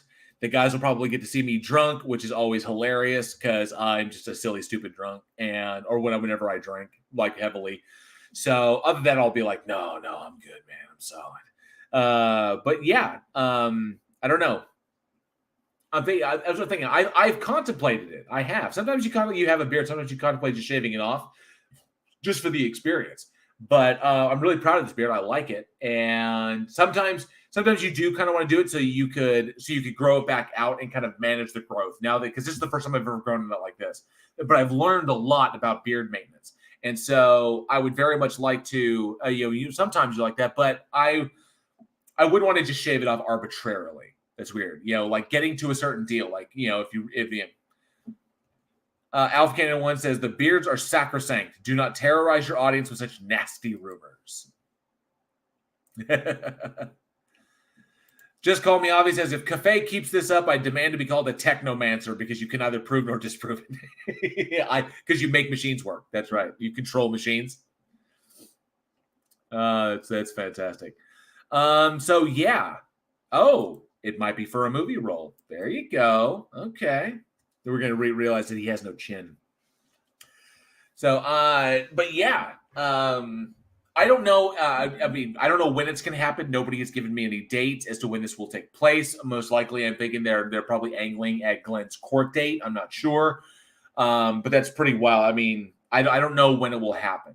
So, if they get a hold of me and be like, "Hey, we're going. Let's do it," then hell yes. And then if I'm invited, I will absolutely go up there and we will have a lot of fun. But I don't want to impose. I don't want to just be like, oh yeah, hey guys. And they're all like, oh fuck, JL's here. I don't want to put anybody in that position. So yeah, if we end up going, it'll be an absolute blast. And I promise you, we're going to get some really fantastic footage if we end up going. So yeah, let's wait and find out. All right. Well, I guess it's 2:40. We've been going for almost 3 hours now. And unfortunately, no theists wanted to come on and really discuss, why they believe in their God and, like what they believe and why.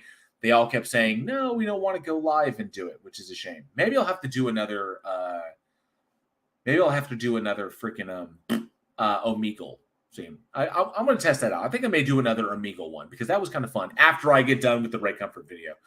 So, but other than that, I guess we can just let you all know what's going on. Guess what's going on with this channel. So, coming up soon. So, where are we going with this? What am I doing? Oh, dude. Okay. coming soon on this channel, I have my next created content video, which will be about Ray Comfort and some claims that he has made about some stuff out there. And I'm looking forward to diving into that one. That was a lot of fun to put together. That script kind of wrote itself, which is pretty cool. So I'm looking forward to that. Just call me Ivy. Have a good night. Time to go to bed. Yep. Have a great one. I'm actually getting hungry and I want to get some grub. So thank you. Just call me Abby. But yes, I have my Ray Comfort video coming up soon, and I will get that taken care of, and I'll get that out most likely Tuesday, Wednesday of next week. And then, of course, over on Week in Horror, episodes every Wednesday, 7 p.m. Central Time. Just a heads up for anybody who wants to come out to Week in Horror. You've seen the link. The link is in the description here. That we have an amazing trivia prize to give away this time. The trivia question is going to be a hard one. So I'm looking forward to giving away this. I will give a hint. It's another box set. So looking forward to that. Anyway, so that's every Wednesday, 7 p.m. Central Time. If you get the opportunity, hop over to Week in Horror. If you dig scary movies, give that a share or give that a like, subscribe, give it a share. We're really trying to expand that channel out. So I really appreciate that. Thank you, Maximal. Have a great one. Thank you for being here. I appreciate it. This is 211 where he's at. Thank you so much. And of course, so that's my channel. That's my personal channel. That, of course, is Week in Horror. I may have more debates coming up in the future. I don't know. It depends upon if people agree to do it. I hope to have somebody to talk about what they believe and why on my channel soon. As long as I can find somebody who will agree to it, just to come on and have a conversation. It's hard. But nonetheless, we'll just keep on keeping on. So I want to thank everybody for coming out. Big time. Thank you to all of the super chatters. I appreciate it so much. You guys fucking rule. You guys made this stream absolutely amazing. AJ, you were the boss. Biggest super chat I've ever gotten since I started this whole thing. So love you so much. And of course, all of the channel members, all of the members of the Godless Army, thank you all so much. Your contribution of 99 cents a month helps me to keep this thing going and put out content and make sure that, I don't have to go out there and get like a 9 to 5 like Johnny does. So you guys absolutely rule. I hope you love the emojis. I cannot wait to unlock more emojis from you. I think we're like 2 memberships away for more emojis.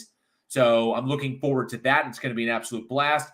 Alpha Canada 1 says, Sweep the Leg Fest 2022. That needs to be a shirt. I may just make that shirt. Let me know in the comments if you want me to make that shirt. If you want me to make a Sweep the Leg shirt, let me know in the chat. And I'll put it up on Teespring. Let me know in the chat.